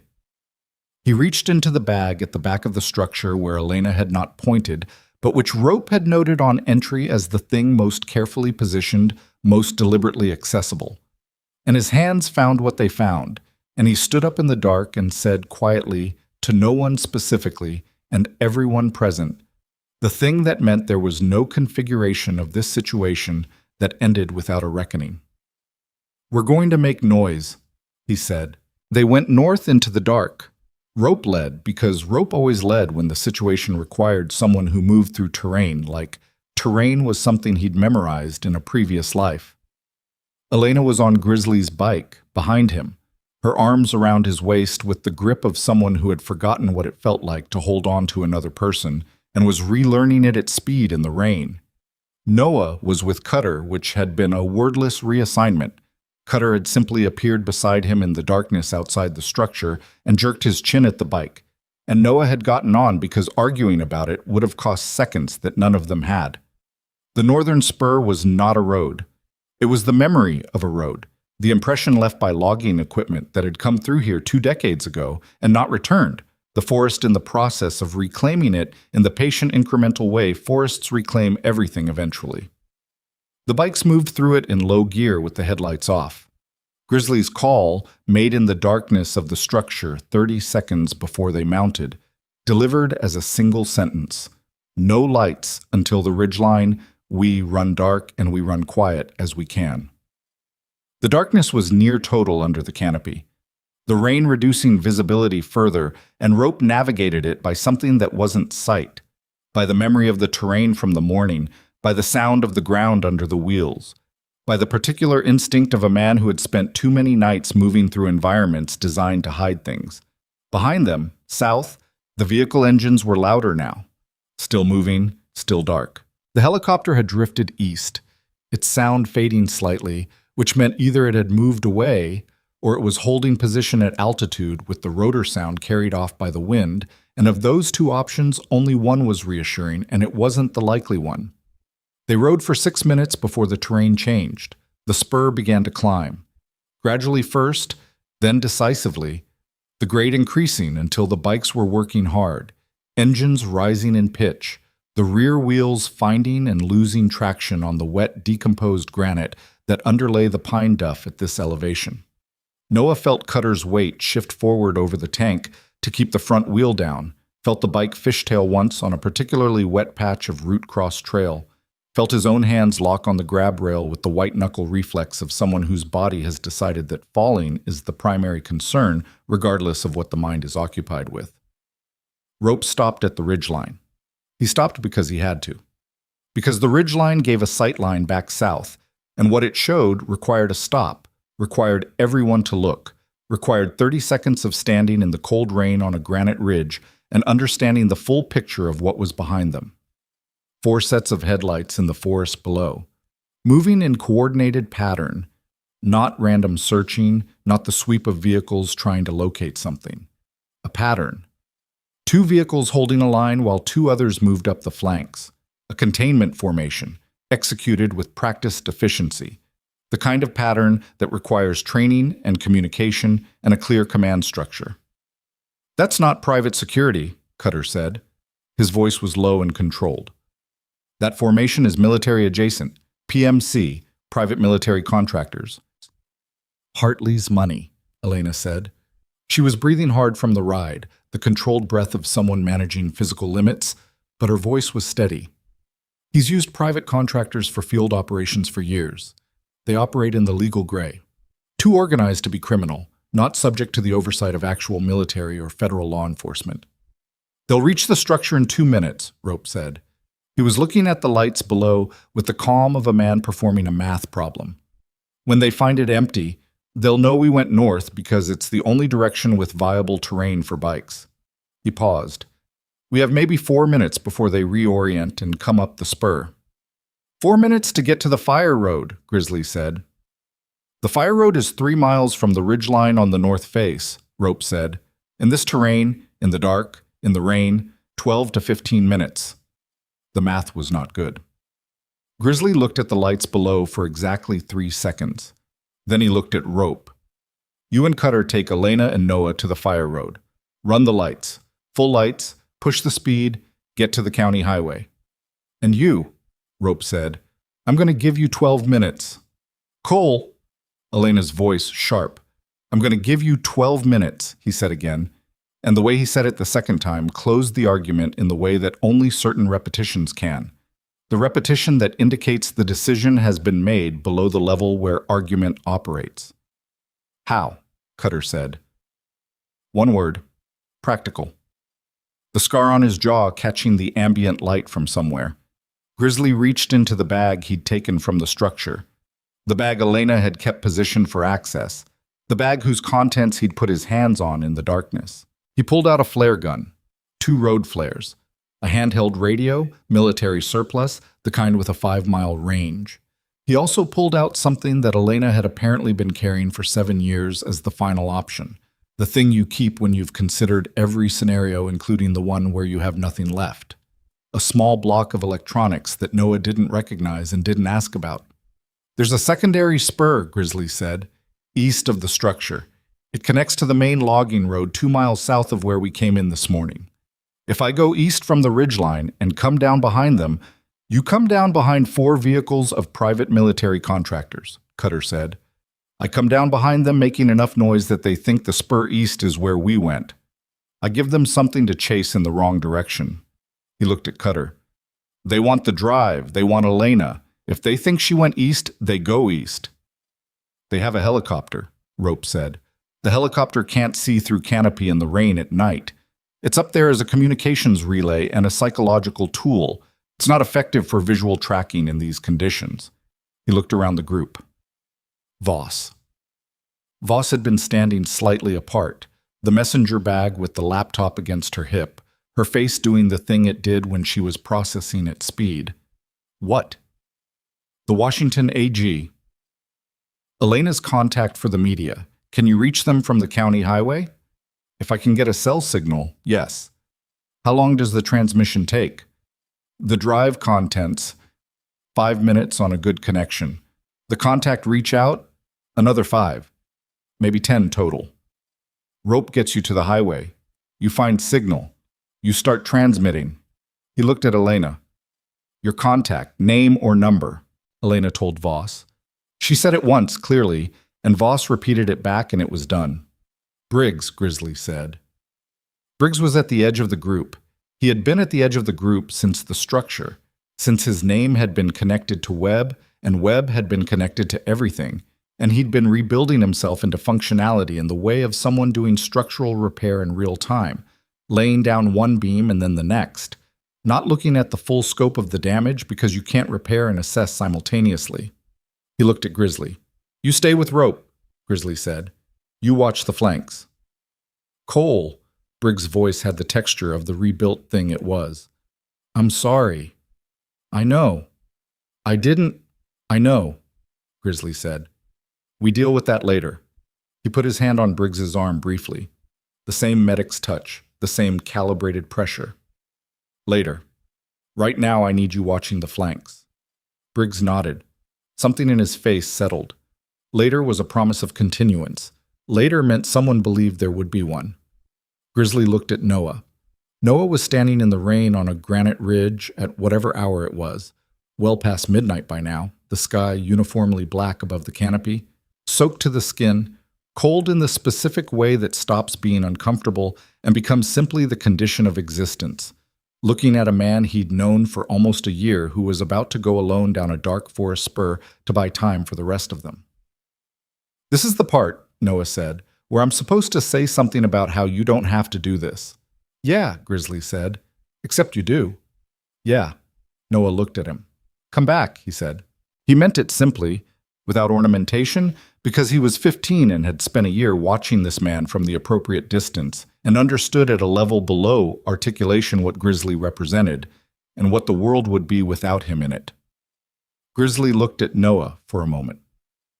The rain ran down the planes of his face and into his beard, and the expression he wore was the one from the closet, the one the 8-year-old girl had seen when she called him Bear to keep the dark out, except it was older now and had more things in it than it did then. Get on the bike, he said. Bad. Noah didn't watch Grizzly go. He heard the engine drop away to the east, moving down the north face and curving back south on the secondary spur, the sound of it diminishing and then cutting entirely as Grizzly killed the engine to coast the last stretch before the lights below could hear him coming. Rope ran them hard down the north face. Full lights now, the headlights cutting the dark and the rain, the trail opening in front of them in staggered reveals. A root, a gully, a boulder that had no right to be in the middle of a path and required Rope to take the left shoulder at 40 degrees without slowing significantly. Cutter was immediately behind him, Noah's hands locked on the grab rail again, Elena behind Grizzly's absence on Voss's bike, Briggs taking the rear. 3 miles of north-face terrain that had not been maintained or used in a generation, ridden in the rain in the dark, at speeds that made the word reckless seem like it was working hard. Noah thought about Grizzly on the eastern spur. about the flare gun and the road flares, about whatever the block of electronics was, about one man between 4 vehicles of private military contractors and the 12 minutes they needed. He thought about not thinking about it and found that wasn't available to him. They reached the fire road in 11 minutes. It materialized out of the dark as a wider opening, a maintained gravel surface that felt like a runway after the North Face trail, and Rope accelerated onto it without stopping, and the bike spread out into proper formation, and the speed jumped to something that made the rain horizontal, and the cold structural and irrelevant simultaneously. The fire road was straight for the first 2 miles. Then it curved west along a natural ridge contour and began its 14-mile descent toward the county highway. At the 2-mile curve, Rope stopped, and everyone stopped, and in the sudden relative silence they heard it. South, behind them, back in the forest they'd come from. A flare. Red-white, distant, blooming above the canopy for 10 seconds before dying. Then another sound. An engine, high revving, not motorcycle. Vehicle, moving fast somewhere in the dark forest below the ridgeline. East. Moving east. He did it, Cutter said. He drew them east, Briggs said. The helicopter, they could hear it now from the south, louder than before, dropping altitude, moving in the direction of the flare and the vehicle sounds. Moving east. Rope looked at Voss. How long for cell signal? At county highway speeds from here, 15 minutes maybe. Depends on tower coverage on that stretch of 97. Move, Rope said. They moved. The county highway appeared at the bottom of the fire road like something from another world. The ordinary world, the one with pavement and painted lines and the distant glow of town over the ridge. Rope turned east on the highway without stopping, and at the first mile marker Voss raised her hand, signal, and he pulled the formation into the gravel shoulder, and Voss had the laptop open before the kickstand was down. 4 bars, she said. Good enough. Her hands moved on the keyboard with the speed and confidence of someone who had been preparing for this transmission in her mind for hours, maybe longer. The drive was already in the port. She'd had the Washington AG's secure submission portal loaded since the ridgeline. Elena had given her the direct URL, part of the infrastructure her media contact had established for exactly this eventuality. Transmitting, Voss said. Noah stood on the highway shoulder in the rain and watched the progress bar on Voss's screen and tried to calculate what was happening in the forest behind them, and found the calculation wouldn't complete because there were too many variables he didn't have. His phone buzzed. He'd forgotten he had his phone. It had been in his jacket pocket through the entire night, wet, somehow still functional. He pulled it out. Unknown number. He answered it. Noah. A man's voice. Not old. Controlled in the way that control is a professional condition rather than a natural one. I want you to listen carefully. I know where you are. I know what's being transmitted right now, and I want you to understand that the transmission won't matter. Noah's throat tightened. He looked at Voss. She was watching him now. She'd noticed the phone, noticed his expression, and her hands hadn't stopped moving, but her eyes were on him. Who is this? Noah said. My name isn't important. What's important is the conversation we're about to have. A pause. The woman with you, so Elena Maddox. She's built her case over 7 years and she believes it's airtight. It's not. The financial records she has are genuine, but they're incomplete. The account she traced leads to a holding structure that was dissolved 8 months ago, specifically because we anticipated this eventuality. By the time any state attorney general can build a prosecution from what's on that drive, the primary account is cold, and the principals have established deniability through 3 layers of subsequent restructuring. Noah's hand was tight on the phone. So you're saying it doesn't work? I'm saying the legal component has a timeline problem. The media component, a pause that was thoughtful rather than hesitant. That's more immediate, more damaging, which is why I'm calling you instead of trying to stop the transmission. I can't stop the transmission. You've chosen a carrier who's beyond our influence, and we both know it. Another pause. What I can do is offer you a different calculation. I don't have anything to offer you, Noah said. You have Grizzly, the voice said. Cole Maddox, currently operating on the eastern secondary spur inside your perimeter. He's been contained for the last 4 minutes. He's not injured. Not yet. But my people have him, and the window in which he doesn't get hurt is narrowing. The world shrank to the size of a phone screen. Noah looked at Cutter. He didn't know why he looked at Cutter specifically. Maybe because Cutter was the one who'd been skeptical, the one who'd asked the hard questions, the one who seemed most able to absorb hard information without catastrophizing it. He held up the phone and mouthed, "They have Grizzly." Cutter's face did not change. His eyes did. "What do you want?" Noah said into the phone. "The USB drive. And Elena Maddox comes in voluntarily. She's been living rough for 7 years. We can make accommodations." "You'll kill her," Noah said. "You've been trying to kill her for 7 years. The situation has changed. Killing her now, after this level of exposure, creates more problems than it solves. She becomes a martyr with a documented story. We need her quiet, not dead." "That's not better," Noah said. "It's better for Cole Maddox." Noah stood on the rain-wet highway shoulder with the phone against his ear and the weight of the offer pressing on him from the inside. He was 15. He had found a phone in the dirt this morning while looking for scrap metal to help his grandmother pay bills. And now a man whose name he didn't know was offering him a trade. One person he'd known for a year and a woman he'd known for 2 hours. For a man who had put himself between Noah and a bent garage door and said, "Get on the bike," like it was the simplest and most obvious thing in the world. The progress bar on Voss's laptop hit 100%. "Transmission complete," Voss said quietly. Her voice was very steady. Noah looked at the progress bar, at Voss, at Cutter, who was watching him with the expression of a man who has done his own math and is waiting for a 15-year-old to do his. He spoke into the phone. "You said the legal case has a timeline problem," Noah said. "The transmission won't matter because the evidence is incomplete. That's what you said." "Correct. But you called me to stop it anyway." A pause. "Which means," Noah said, "that you're not actually sure. You've been running this network for years behind enough legal structure that you believe your restructuring holds, but you don't know for certain. Because Elena Maddox has been building this case for 7 years, and she's smarter than you've been accounting for, and there's a piece of it you haven't seen." He paused. "And you need us to tell you what that piece is." The silence on the other end of the line was different from the previous pauses.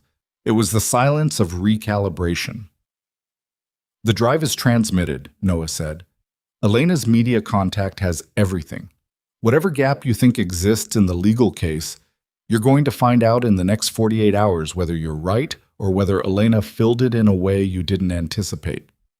He looked at Cutter, who gave him a single slow nod. "So here's my offer. You let Grizzly go, right now. And in exchange, I don't tell Elena that you just confirmed there's a piece of the case you can't account for, which tells her exactly where to look to explain it to the prosecutors." Another silence. Longer. "You're 15 years old," the voice said. "Yeah," Noah said. "I'm also the kid who dug up the phone, which is apparently the most important thing that happened to your operation in 7 years. He waited. "Let him go." The line went silent for 5 seconds. 10.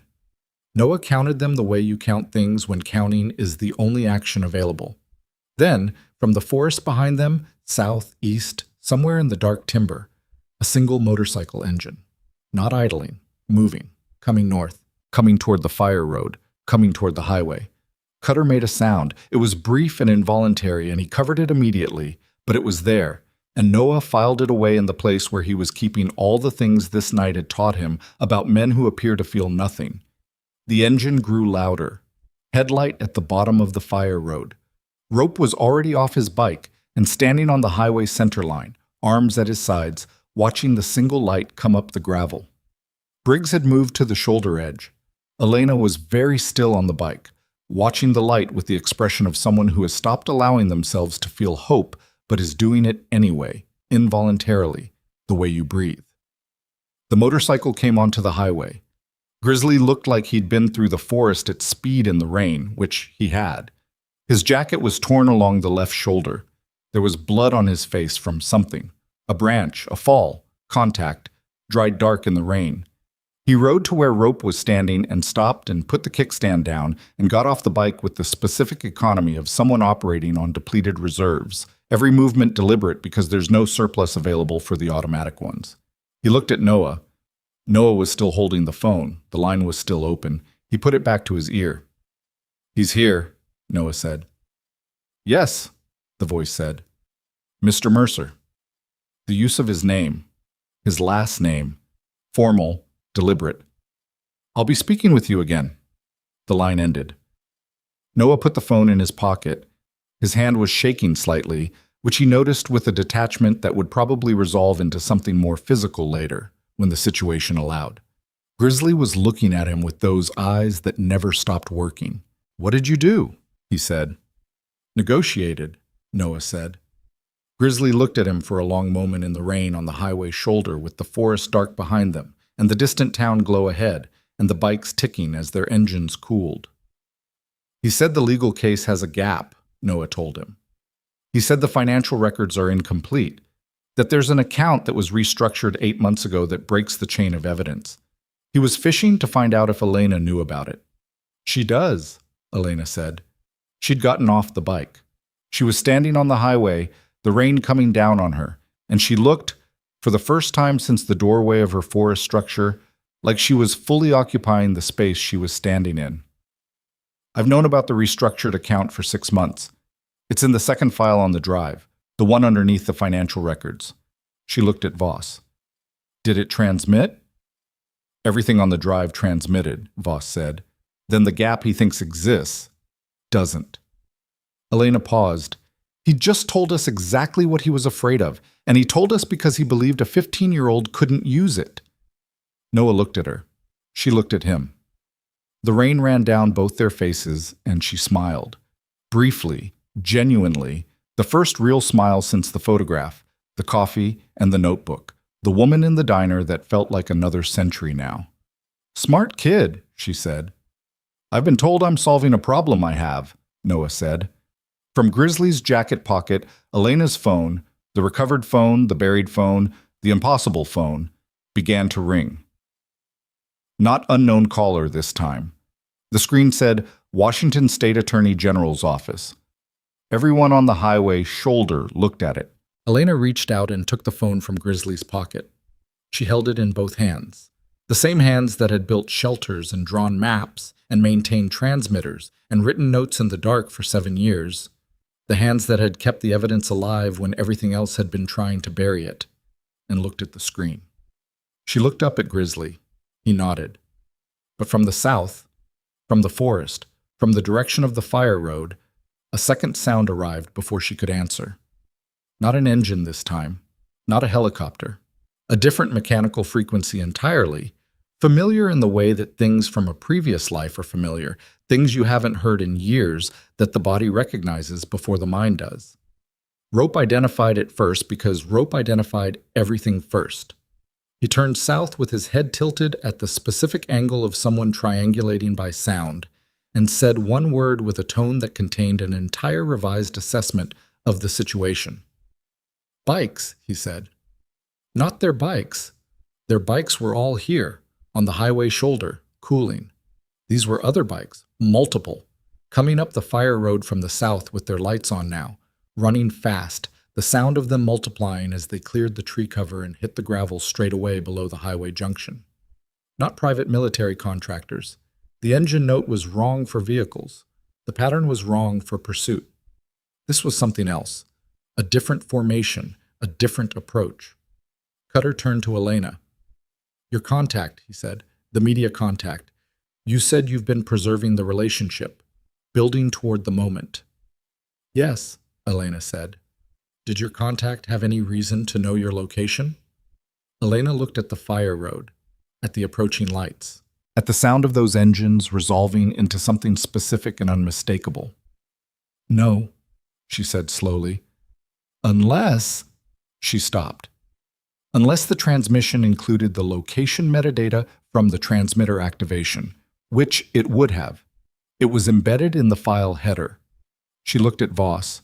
"Did you strip the metadata before transmission?" Voss's expression answered before her words did. "No," she said. I transmitted the drive contents as is. The location data went with it. So whoever received the transmission, Cutter said, knows within a few hundred meters where this drive originated. The bikes cleared the bottom of the fire road and swung onto the highway, and their headlights swept across the shoulder and hit every person standing there with full illumination for the first time since the garage. Grizzly, with the blood dried on his face, Elena with 7 years of forest in her bearing, Noah soaking wet with a phone that had started everything still in his pocket. There were 6 of them. Big bikes, road-worn, the riders in gear that had been through serious use. They stopped in a formation that blocked the southbound lane, and the lead rider pulled off his helmet and looked at the Iron Covenant members, and then specifically at Grizzly. Maddox, the lead rider said. He was older, mid-50s, gray at the temples, a jaw that had been through things. Your chapter put out a mutual aid flag 2 hours ago. Briggs triggered it from the garage before the door came down. He looked around the group. Where do you need us? Briggs from the shoulder edge made a sound that was not a word. Grizzly looked at Briggs. Briggs met his eyes. I triggered it before the door came down, he said. Before the conversation in the structure. Before I knew what I'd done. His voice held, which appeared to cost him. I knew we were going to need backup. I didn't know yet how bad the rest of it was going to be. The mutual aid flag. The Iron Covenant's network protocol, the thing that said we are in serious trouble and we need brothers, sent 2 hours ago by a man who had also, hours earlier, unknowingly given information to the enemy through a phone call he'd thought was routine. Both things true simultaneously, the damage and the repair, from the same hands. Grizzly looked at the 6 riders blocking the southbound lane, at the forest to the south where private military contractors were regrouping after a 15-year-old had negotiated a temporary withdrawal, at Elena's phone with the Washington AG's number still on the screen, unanswered, ringing in her hands. He looked at his sister. Answer it, he said. Elena answered the phone.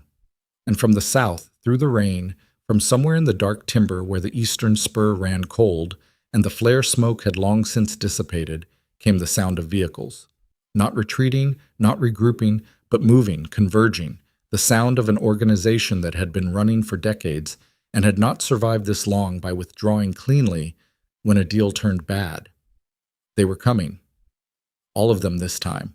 Not the containment formation, not the surveillance posture, something that had given up on subtlety and decided that the window for subtlety had closed, and what remained was the oldest solution, the one that didn't require legal infrastructure or financial restructuring or embedded contractors. Grizzly looked at the 6 riders from the Mutual Aid Network, at Rope and Cutter, and Voss, and Briggs, at Elena with the phone to her ear, speaking in a low, urgent voice to the Washington AG's office, at Noah, who was 15 and had dug up a phone this morning and had spent the day becoming someone different than the person who'd started digging, and who was standing on a rain-wet highway in the middle of the night, looking back at him with eyes that didn't flinch. Form up, Grizzly said. His voice carried down the highway shoulder, and the 6 riders began moving without question, without deliberation, because mutual aid meant you didn't need the full brief before you took your position. You needed to know where to stand, and you stood there, and the standing was the answer to everything that required answering in that moment. The vehicle sounds from the south grew louder. Elena's voice on the phone was steady and rapid and full of 7 years of compressed information finding its way into the right ears for the first time, the chain of evidence she'd built in the dark finally connecting to the daylight infrastructure that could carry it forward. And in his jacket pocket, against his chest, Noah felt Elena's phone. The other phone, the buried phone, his phone now, in some essential sense, the one that had started all of this. Vibrate once with a notification he didn't check, because the forest was opening at the fire road junction, and the headlights were coming, and what was in his pocket had already done its work, and what remained was the work of the people standing around him in the rain, the people who had decided that this highway shoulder was the place where 7 years of buried truth finally stopped being buried. The first headlights cleared the tree line, and Grizzly stood at the center of the formation with his blood-dried face and his torn jacket and his 15 years of controlled damage, and looked at what was coming without taking a step back. because there was nowhere left to step back to. And because the 15-year-old standing behind him had come too far to be failed by the man he'd trusted, and because his sister's voice on the phone behind him was still going, still building the case, still doing the things she'd survived 7 years to do, and nothing that came out of that tree line was going to stop it. Not tonight, not while he was standing. The first vehicle cleared the tree line and its headlights swept the highway, and in that half-second of illumination, Grizzly saw everything he needed to see. 4 vehicles, the same wide-base rental treads from the forest, men dismounting before the vehicles fully stopped with the practiced efficiency of people who do this professionally and have stopped thinking of it as unusual. 6 riders behind him, Iron Covenant Mutual Aid, positioned along the highway shoulder in the loose formation of people who understand instinctively how to hold ground. Rope on the left flank, Cutter on the right. Briggs centered behind Grizzly like a man paying a debt with his body. Elena on the phone, still talking, her voice steady and rapid and full of 7 years of compressed precision. Noah standing slightly behind and to the right, which was where Noah stood when he was trying not to be in the way while refusing to leave, a habit Grizzly had watched him develop over months in the garage, and which now, on a rain-wet highway, in the middle of the night, felt like the most important habit a person could have. The lead contractor, not the voice from Noah's phone, someone operational rather than administrative. A man in tactical gear with the flat face of someone who has delegated his feelings to a storage facility somewhere and visits them infrequently, raised one hand. His team stopped behind him. The 4 vehicles idled, headlights on, rain in the beams. A standoff. The particular compressed stillness of a situation that has reached the moment before it becomes irreversible. The contractor looked at the line of bikes and riders. He was counting. He was calculating. His hand moved to the radio on his vest, and he said something into it too quietly to carry over the rain and the idling engines. What he received back made him look at his radio, then at the line of bikes, then at the phone in Elena's hand. He said something else into the radio. He waited. He lowered his hand from his vest without touching his weapon, and then he looked at Grizzly across 40 feet of wet highway and said, in a voice that carried perfectly and was designed to stand down. Not to the Iron Covenant, to his own team, the vehicles began to reverse. Back toward the fire road, back toward the tree line. Without explanation, without visible communication beyond whatever had come through that radio, the 4 vehicles moved back into the forest, and their headlights diminished and then disappeared, and the sound of their engines went away the same way the helicopter had gone away, steadily and completely, until all that remained was the rain and the motorcycle engines, and Elena's voice still building the case for the Washington AG's office on a phone that had been buried in the earth that morning. Nobody on the highway moved for a long moment. Then Rope said quietly, "What just happened?" "The media component went live," Voss said. She was looking at her laptop screen. "Elena's contact. They didn't wait.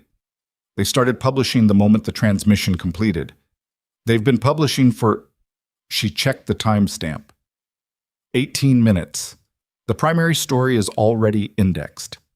She turned the screen so the group could see it.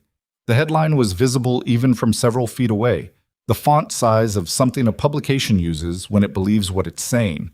The contractor had received word from whoever he reported to that the silence they'd been protecting for a decade had already been broken, that the thing they'd come to the highway to retrieve or suppress was already in the world, that the calculation had changed in the 18 minutes since the transmission completed, changed in the way of calculations that don't change back.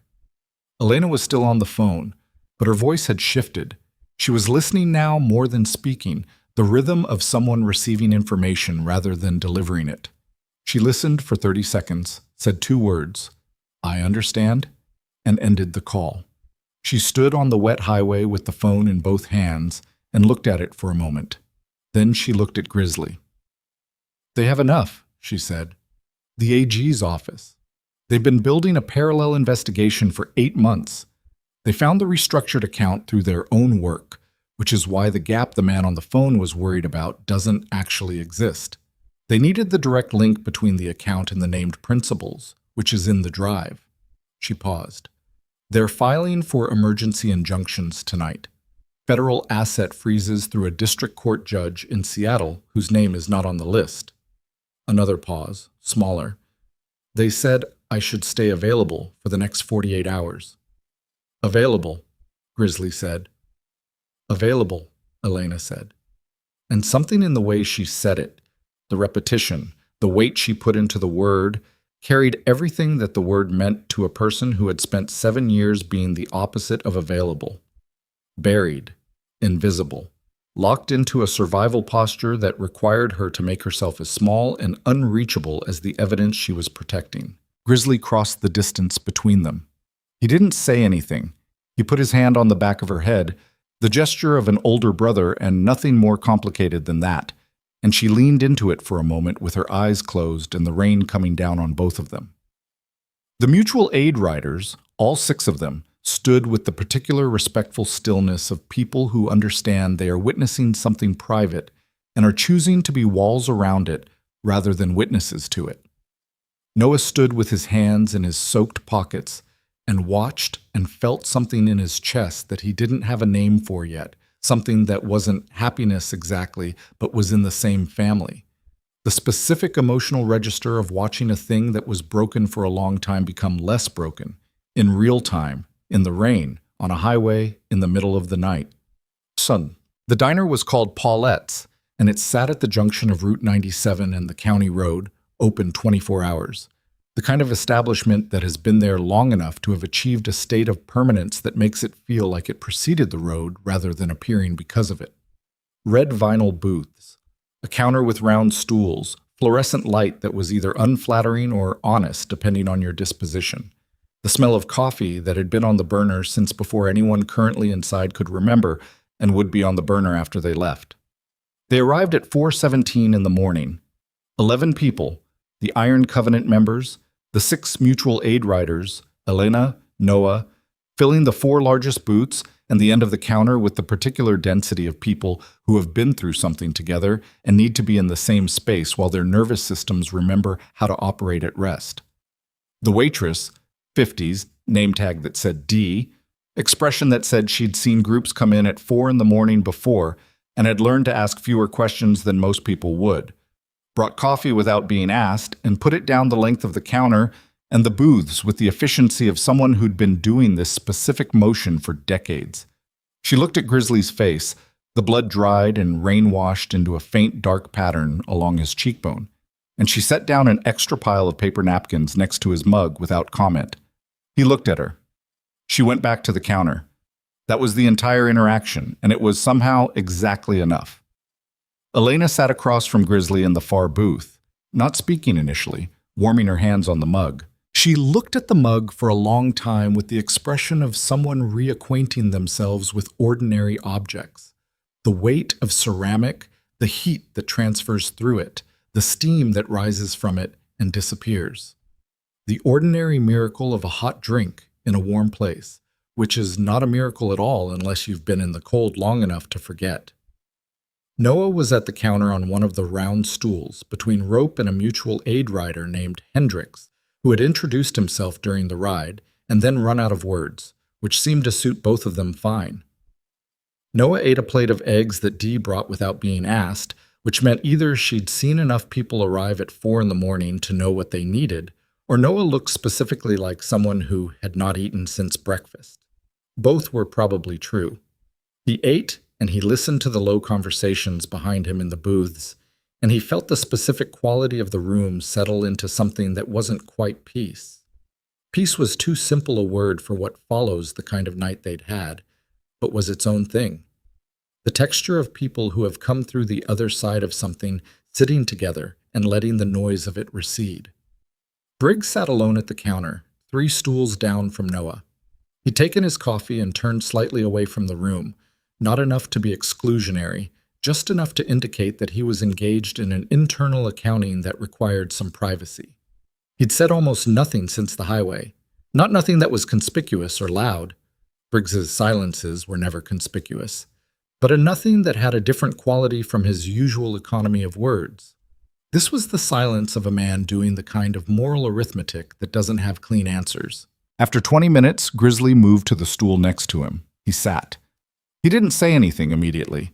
He drank his coffee, and Briggs drank his coffee, and the diner did its 4 in the morning thing around them, the coffee smell and the fluorescent hum, and Dee moving at the pace of someone who has nowhere else to be. "Webb called you," Grizzly said finally. "Yes," Briggs said. "You talked to him because he was Webb, because he'd been Webb for 11 years and the habit of him didn't go away when he did." "Yes." "I would have done the same." Briggs looked at him. "Not the same decision," Grizzly said. "The same error, taking a familiar voice at face value. I took Elena's disappearance at face value. The evidence said homicide, the grief said homicide, and I let it." He looked at his coffee. "We both believed things because believing them was easier than maintaining the doubt for 7 years." "What you believed about Elena," Briggs said carefully, "was not the same as what I—" "It was the same mechanism," Grizzly said. "Don't give yourself worse than you deserve." He picked up his mug. "Webb knew you well enough to exploit the relationship. That's on him. The information you gave him wasn't classified, wasn't protected. You mentioned a kid scavenging logging trails. If you hadn't told him, he'd have found another way. He was already positioned in the county office." He looked at Briggs directly. "You triggered the mutual aid flag before we got to the forest, 2 hours before we needed it. If you hadn't done that, 6 riders don't show up on the highway when they did." Briggs held his gaze. The arithmetic was visible in his face, the slow, painful balancing of the ledger. "It doesn't cancel out," Briggs said. "No," Grizzly said. "It doesn't, but it's also not nothing." He set down his mug. "Webb, you know where he is?" "Spokane. Last I knew." "We'll deal with that." "I want to be part of that." Grizzly looked at him. "You will be," he said, simply. No additional conditions applied. The statement contained everything it needed to contain and nothing extra, and Briggs received it the way you receive something you didn't earn cleanly but are not going to refuse because refusing it doesn't help anyone. He nodded once, a single movement of the head that committed without drama. Grizzly went back to the booth. So Elena was looking at the window. The window gave onto the parking lot and the county road and the dark eastern sky that was beginning to do something in its lowest register. Not light yet, not anything you could call dawn, but the very earliest suggestion that the dark was finite, that it had an edge it would eventually reach. "Tell me something I don't know about the last 7 years," Grizzly said. He sat down across from her. She looked at him. "That's a big request." "Start small," she considered. "I learned to identify 17 species of pine by bark texture alone. You can't always have light. That's useful." "I thought so." She wrapped both hands around her mug again. "I learned that you can sustain yourself for a very long time on a very thin diet of purpose, as long as the purpose is real. The moment you start pretending the purpose is real when it isn't, you lose about 40% of your functional capacity inside 2 weeks." She paused. "I know that with a precision that I hope you never have to verify." 7 years, he said. "Cole, I'm not saying it to make you feel anything. I'm saying it because I need to say it once." He looked at her across the coffee mugs and the diner table and the 7 years. "I grieved you. I did it properly. I went through all the stages and I came out the other side and I built things on the other side and I told myself I had made peace with it." He stopped. "There is no making peace with it. I understand that now. There was only building things on top of it and calling that peace because what else do you call it?" Elena looked at him for a long moment, her instrument eyes working. "Did you keep the garage?" she said. "Yes." "The same location?" "Yes." "Why?"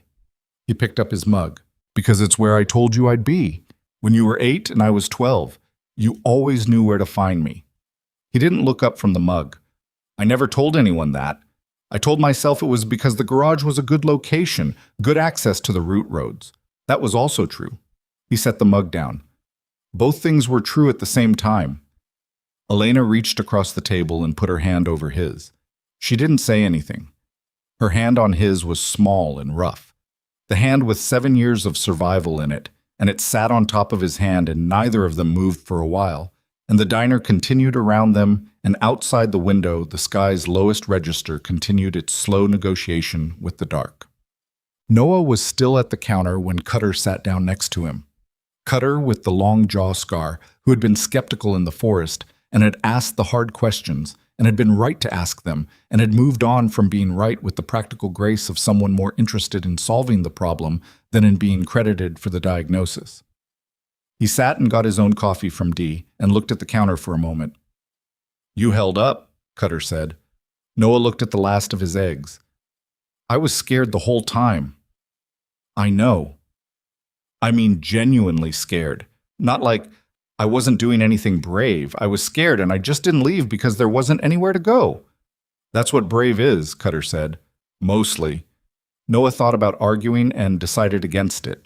He thought about the man on the phone, the voice that had used his last name. He thought about the phone call in the rain and the calculation he'd made and the specific feeling of not knowing whether the calculation was right until the vehicle started reversing. "The man who called me," Noah said. "He said he'd speak to me again." "He won't," Cutter said. "You don't know that." "No," Cutter said, "but the environment they operated in is collapsing. Hartley's financing is frozen by injunction. The names on Elena's list are facing state and federal scrutiny from multiple directions. The network's operational capacity is burning. Whatever that man intended to be in 2 weeks, he's going to be spending his energy becoming someone who is harder to identify." He paused. "He'll have other things to do than follow up with a 15-year-old in Idaho." "My grandmother doesn't know most of what happened tonight." "No. I'm going to have to tell her something." "You'll figure out what to tell her." Cutter's voice was even. "She sounds like a woman who's raised a kid who can hold a conversation with a federal criminal at midnight in the rain and come out the other side with the better end of the exchange. She probably already knows most of what she needs to know about you." Noah was quiet for a moment. Through the window at the end of the counter, he could see the parking lot. The bikes in a line, rain-wet, engines cold now, standing in the first gray light that was finally beginning to come. Not dawn yet. The suggestion of it. The light that arrives before the light. "Decker's still at her house," he said. "He'll stay until you get back." "She made him tea." Cutter looked at him.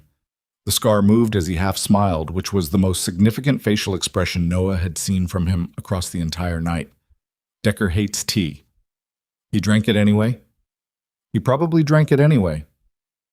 When the sky went from suggestion to actual gray, Grizzly came to the counter and stood behind the stool next to Noah, which was the stool Cutter had vacated when he went to check on the mutual aid riders. He stood there for a moment, and Noah swiveled on the stool to look at him. The blood had been cleaned from his face. Dee had brought warm water and more paper napkins at some point without commentary. The tear in his jacket was just a tear in his jacket, the kind that accumulates on garments that are used rather than worn. He looked like he'd been through a hard night, which he had. He looked like himself, which was more important. "Decker's going to bring your grandmother here," he said.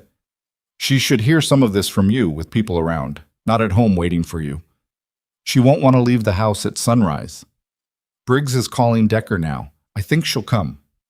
Noah thought about Margaret Mercer with her cane and her hip and her 3 cans of soup and the smile she gave him over the coffee when she told him not to worry about things that weren't his business. He thought about what it had cost her over the years to say that, to maintain that. "Yeah," he said. "She'll come." Grizzly moved to sit next to him in Cutter's vacated stool. He was quiet for a moment, both hands around his mug, looking at the counter. "The scholarship," Grizzly said. "The club's been doing a small fund for local kids, skills training, certification programs. It's been informal." He was looking at the counter when he said it, not at Noah. "We're going to make it formal, put a real structure around it. Elena's going to have some capacity once she's through the initial period. She said she wants something to do that isn't survival, and she was a teacher before the journalism." He paused. "The kids who use the logging trails, the ones scavenging to help their families. There should be something for them that isn't a shovel and a 50-cent per pound aluminum rate." Noah looked at the counter. "You don't have to do that," he said. "We want to." Grizzly picked up his mug. "Also, you should probably finish high school." "I go to school." "You went to school. Until recently, you've been scavenging on school days." Noah opened his mouth. "Your grandmother mentioned it," Grizzly said, "when Briggs called her. She mentioned it specifically, which suggests it was something she wanted someone to know." He drank his coffee. The garage is open on weekends. You can keep coming, but during the week you go to school. Noah looked at him. That's the deal, Grizzly said. Same tone as get on the bike. The tone that closed the argument not through force, but through the particular weight of someone who means what they say and has demonstrated it. Okay, Noah said. Man. Margaret Mercer arrived at 5:43 in the morning in Decker's truck, which she had apparently directed him to park in the most accessible spot rather than the closest one, on the grounds that the closest spot had a puddle.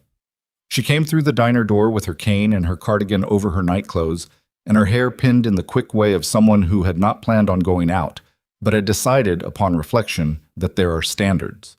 She looked at the room full of bikers and the waitress and her grandson at the counter, and she walked to Noah and put her hand on the back of his head in exactly the way Grizzly had put his hand on Elena's, the same gesture, the one that says, I am larger than whatever has happened to you, and I am putting myself between you and it now. And Noah sat still under it and let it happen. You're in one piece, she said. Yes. She looked at him carefully, checked him with her eyes the way she'd been checking him since he was small, the comprehensive inventory of a person who is responsible for another person's existence. Are you going to tell me what happened? She said. Most of it, he said. Yeah. She sat down on the stool on his other side.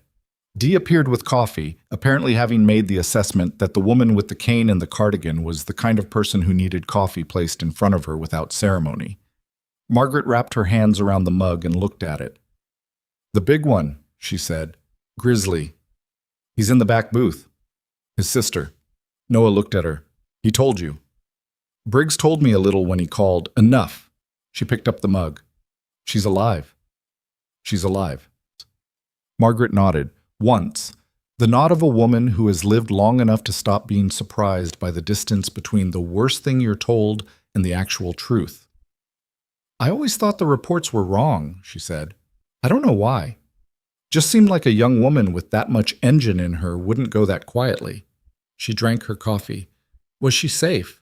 While she was out there? She was surviving, Noah said. That's not the same thing. No. Margaret looked at the counter. The morning gray through the windows was brighter now, genuinely dawn, the clouds still heavy but the light underneath them functioning. The parking lot showed wet pavement and the line of motorcycles in the new light, and the rain had eased to the intermittent kind, the kind that has made its point. You handled yourself, she said. It wasn't a question. People helped me. People helped you because you were worth helping, she said, with the particular finality of a grandmother who has made a determination. There's a difference between the kind of person that gets helped and the kind that doesn't. She looked at him. Your parents would... She stopped, looked at the mug. Yeah, Noah said. They sat together at the counter for a while, not speaking, in the way of people who have enough shared history that silence doesn't require filling. Elena came to the counter eventually, not to sit but to stand with her coffee, beside the stool where Grizzly had been. She was looking at the room in the way she'd been looking at things all night, taking inventory, relearning the dimensions of spaces that had more than one wall. She looked at Noah. I want to tell you something, she said. He swiveled on the stool. When I buried that phone, I thought about every scenario. Who might find it, when, what they'd do with it. I ran probably 100 scenarios over the years, different finders, different chains of events. She held her coffee mug in both hands. I never ran the scenario where the finder was a kid who would sit on a kitchen counter at 4 in the morning and negotiate a withdrawal with a network fixer using information the fixer gave him accidentally. She paused. That wasn't in any of my scenarios. I just said what seemed true, Noah said. Yes, Elena said. That's what I mean. She looked at him with those instrument eyes that had been through 7 years of darkness and were learning the dimensions of light again, the way light works in ordinary rooms with ordinary coffee and ordinary people. Sometimes the most dangerous thing you can do is say exactly what's true to someone who's been operating in lies for so long they've forgotten what it sounds like. Noah thought about that. Are you going to be okay? He said. She looked at him for a moment. The question from a 15-year-old asked plainly, without the complicated scaffolding that adults tend to build around that question when they direct it at other adults who have been through serious things. "I'm going to need a lot of coffee," she said, "and a bed that isn't a sleeping pallet, and probably many months of speaking to people who are trained in what happens to a person who lives in the forest for 7 years." She paused. "And I'm going to need my brother nearby for a while. Not constantly, just nearby." She looked across the diner to where Grizzly was talking to the mutual aid riders with the specific body language of a man reintegrating himself into the social world, the shift from crisis posture back to the posture of a person among people. "He's been nearby for 37 years, even when I couldn't see him. That counts." Noah looked at Grizzly. Grizzly must have felt it, the way you feel someone's attention from across a room, because he looked up, directly at Noah, with those eyes doing their constant work. He held Noah's gaze for a moment. Then he made the smallest possible gesture with his chin, not a nod exactly, more a recognition, an acknowledgement. The specific acknowledgement of someone saying, "I see you, and I see what this is, and I'm not going to make more of it than it is, because making more of it than it is would cost you something." Noah looked away first because looking away first was the right thing to do. He looked at the window in the morning and the line of motorcycles in the wet parking lot and the sky that was becoming, definitively, day. They dispersed in the late morning, after the coffee and the eggs and the gradual return of something that wasn't peace but was the antechamber of it. The mutual aid riders went first, back to their chapters, their own roads, the particular lives that had been interrupted by a flag and a night and were now resuming. They left with handshakes and the compressed language of people who have been through something together and are returning to the necessary fiction that life is ordinary. Hendricks said something to Noah on his way out that Noah didn't fully catch, but which contained the word good and a hand briefly on his shoulder. Voss left to drive north to spend the next 48 hours on the phone with the Washington AG's office providing technical context for the evidence package, to be the person who explained the financial architecture to people who needed it, explained in language a grand jury could follow. Cutter left with the address of a man in Spokane in his phone and a conversation with Grizzly that Noah wasn't close enough to hear and didn't try to. Rope left last of the club members, standing in the parking lot with his helmet in his hand, looking at Grizzly in the morning light. "You need anything?" Rope said. "No." "You need anything," Rope said again, the same words in the same tone, which meant something different the second time. Not a question, a standing offer, the kind that doesn't expire. Grizzly looked at him. "Yeah," he said. "I know."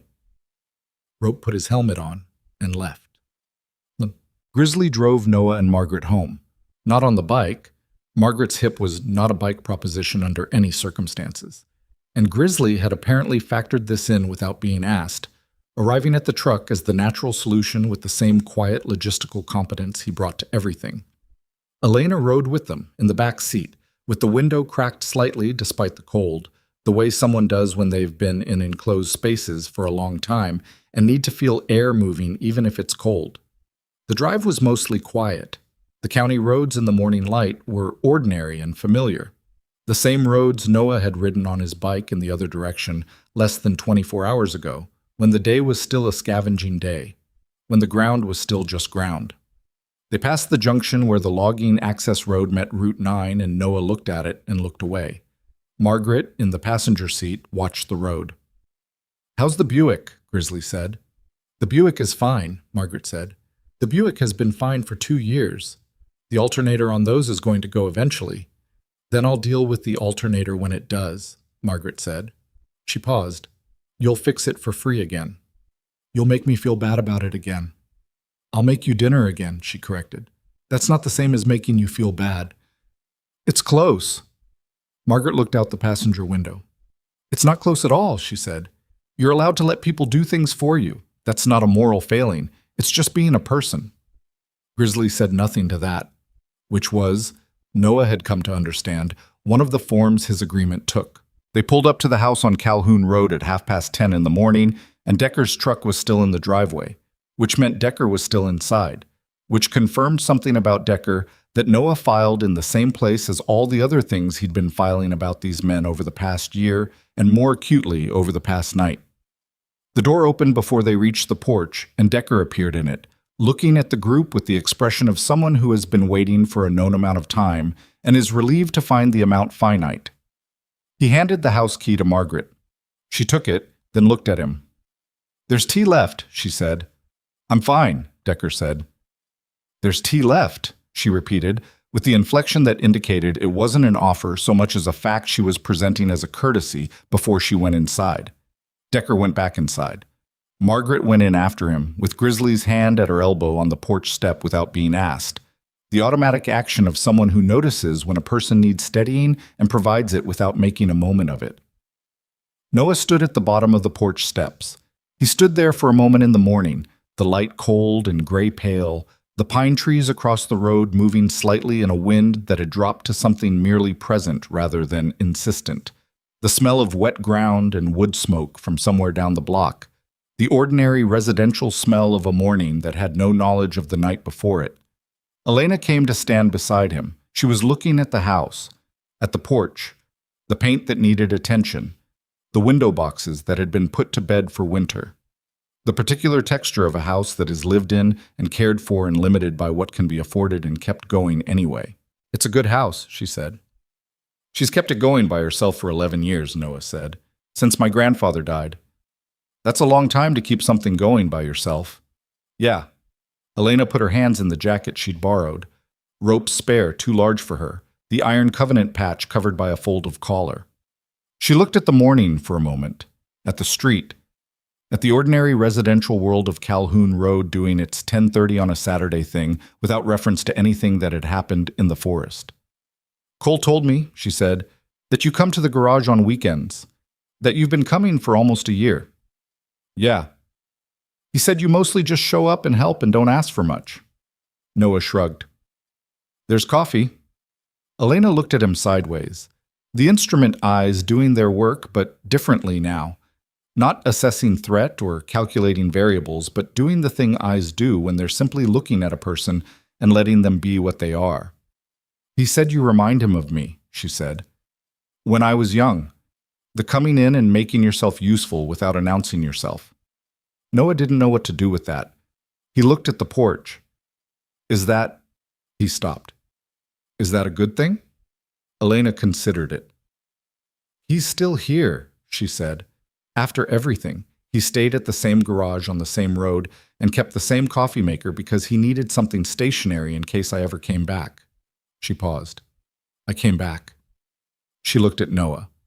"So I'd say yes, probably a good thing." Grizzly came down the porch steps and stood beside them. The three of them stood at the bottom of the steps in the morning and didn't say anything for a while, which was its own kind of language, the language of people who have been through enough together that the silence isn't empty.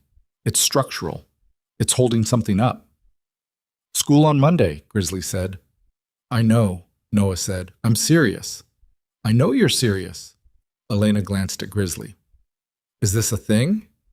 "It's becoming a thing," Grizzly said. She looked at Noah. "Go to school," she said, with the particular weight of someone who has spent 7 years unable to and knows exactly what it costs. Noah looked at both of them. The big man with the tear in his jacket and the blood-cleaned face and the eyes that never stopped working. The woman who had survived 7 years in the forest on a diet of purpose and pine identification and the specific endurance of someone who has a brother worth coming home to. "Okay," he said. The word was small. It contained more than its size suggested. 3 months later, on a Saturday in January when the frost was hard and the sky was the particular sharp blue of winter in northern Idaho, Noah Mercer came back to the logging trail east of town. Not to scavenge. He'd told his grandmother where he was going and she'd nodded over her coffee and told him not to stay too long because it was cold.